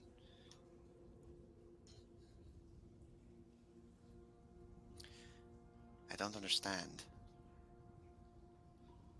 Yeah, if you're too nice to patrons, getting nervous because no one's ever that nice. It's not just that, it's all of this. And she looks over all of you. If half the rumors and the conversations I heard from you this morning, you're dealing with kings and queens and monsters and demons and sickness and curses. I don't Yeah, understand why. Well, if you well, want to know why I'm dealing with all this, did you want that extra information? She smirks and kind of tousles your hair. We already know why you're doing it, soapbox. Well, you're asking for me. I don't want to live in a world that's ruled by whatever the hell this disease is. and I'm trying to save what's left of my country. Your answer seems to catch her attention first, and she looks to you, Tuco, and gives a slight smirk. I don't know how long halflings live for, but I can't speak for the elves, but why not run? If you keep running, eventually you'd die before it got to you. You could live a full life away from all this. Why help us? To be fair, what kind of life would that be? Constantly packing your life up and having to move it constantly. Like Caleb said, and the way we see it, to help all of yours, to help every is worth it. We see you all as family.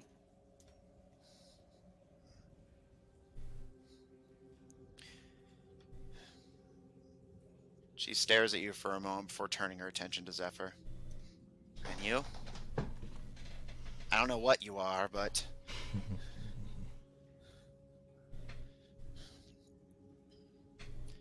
if Caleb's telling the truth and you don't want the throne, why?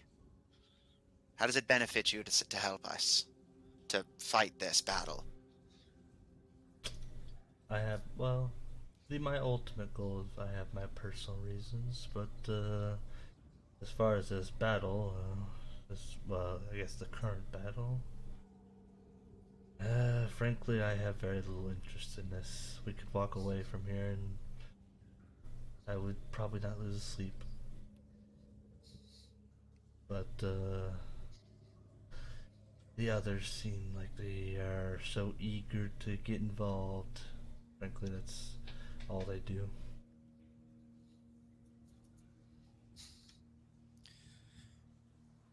She kind of tilts her head at you and glances to... You're so displeased with people getting involved in things, why do you still, follow us around, Zephyr? Why don't you go deal with your things yourself? I have my reasons. Come on, Zephyr, you have to tell somebody at some point. I mean, Do I, though? I don't see any reason why I would tell someone.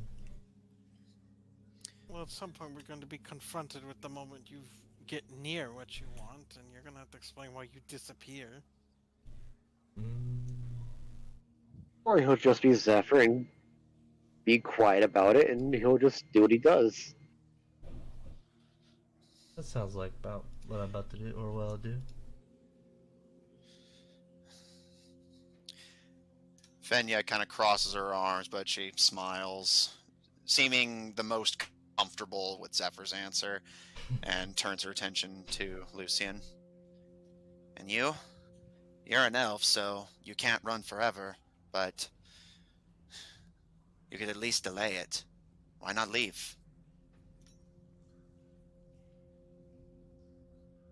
Well, like Tuka, I don't want to live in a world where this is overtaken everyone, and it's hurting my family, and she kind of like looks at the rest of the party and my extended family.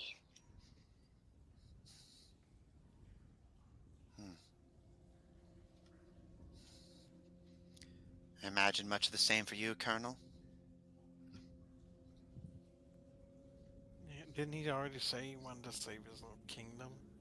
Well, that, and as I said earlier, my country is not doing well. It's near extinction.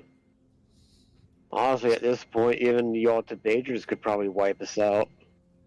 So it's a power grab. Power grab and the preservation of what used to be, even if it will no longer be what it was.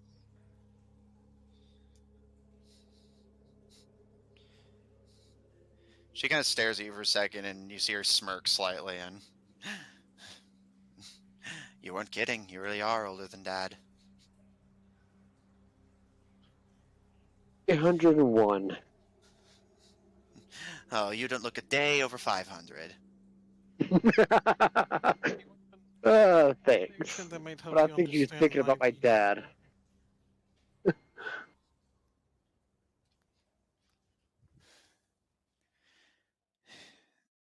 She runs a hand through her hair, and... I can't say I understand it, but... I want to try to. Good luck with whatever it is you're going to do. If it helps you at all.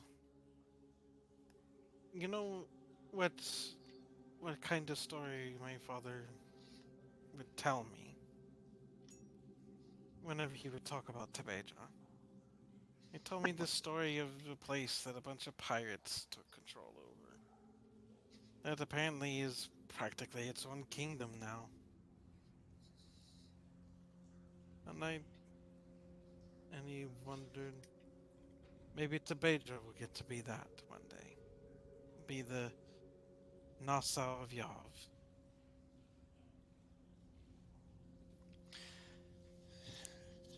She kind of quirks her head to the side and...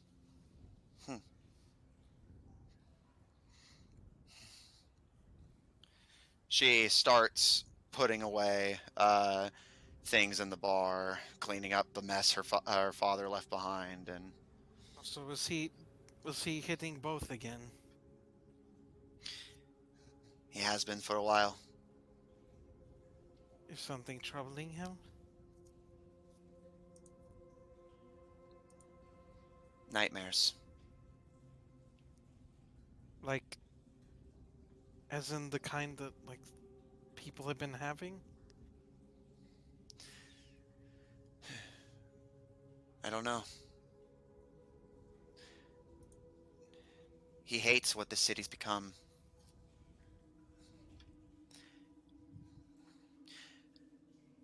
You know, the death and stuff, or something else? Dimitri knows more about it than we do. Like I said, he comes in here at least once a week. Wait here long enough and you'll find him starting a fight with someone. And she kind of looks around, almost like she's hesitating to share what she's about to before. Come on, don't be like that. Come on, no secrets with cousins, right? This isn't about family. This is... And she looks over the rest of the party. Do you want to go somewhere away from them? I want to understand why you think the way you do. Why you're willing to help people when it doesn't benefit you. And I want to try. Dimitri knows a secret way into the castle. He's been sharing it with people who work with him. Ask him and he can get you inside with nobody the wiser. He's been selling stock from the king's private stores on the side. That's why we haven't been raiding anyone for a few months now. We don't need to. He's raided the king himself. Yeah. Is that not the Tabedran thing to do? You didn't hear it from me. Find Dimitri. He can show you where the tunnel is. How did he react when the news spread of apparently what I did? She gave a smirk and... First I saw of him after word broke out. Got into a fist fight with somebody. Said that, took our best general away from us, and while I patched him up after the fight was over, he said he was just happy to hear you were still alive. All of us were. I told him I would see him again before the ball, but then the king sent me on that thing. Then I didn't get to see him, and I didn't get to see him when I got back, because obviously I just now got back. I don't know if I can face him. What was that you said earlier? Some battles you just have to fight at some point? Yes, that's true. She finishes cleaning up the bar and gives you all a nod. Come on, I'll show you to your rooms.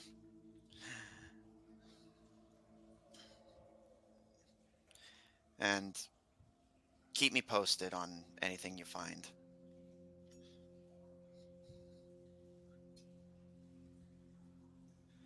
Are you... I guess you just want the information to know it? I don't know yet. You and your friends are strange. I don't know what the Concord did to you, or if it's just being outside these walls that's doing it. I mean, I can show you. Again, if you don't freak out. That's not what I mean. Something inside. Like, spirit speaking. Well, they threatened my family. He said that to the country. He was saying that to her, saying what they did to him. No, yeah. Okay, that's a weird response. Yeah, pretty much they threatened everything I cared about, killed me, brought me back, and now want to destroy everything. I think that's more than enough reason to want to take them down. Yeah, they turned us into monsters. I didn't ask to be made. Really? Because from where I'm standing, you're the ones helping us at no gain to yourself, and she nods to the roof of up to the second floor. We're the ones running with our tails between our legs, biting at anything that gets too close. You not want to run? I don't know.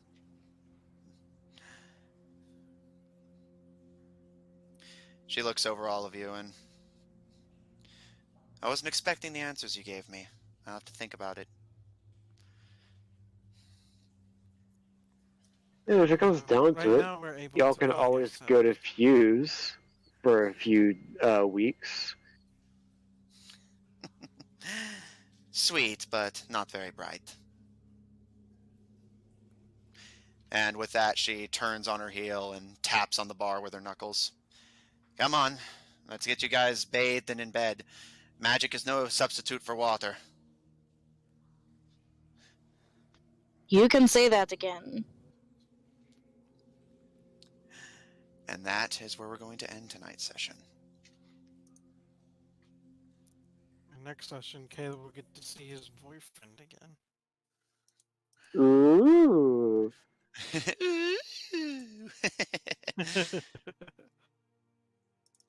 And apparently it sounds like he's been defending his honor or something. Oh, what a valiant knight. Check out our website at officiald5hub.info. Resurrected from the grave like a filthy necromancer, learning how to peddle with thieves. Check out our link in chat to join our official D5 Discord server if you want to hang out with us directly.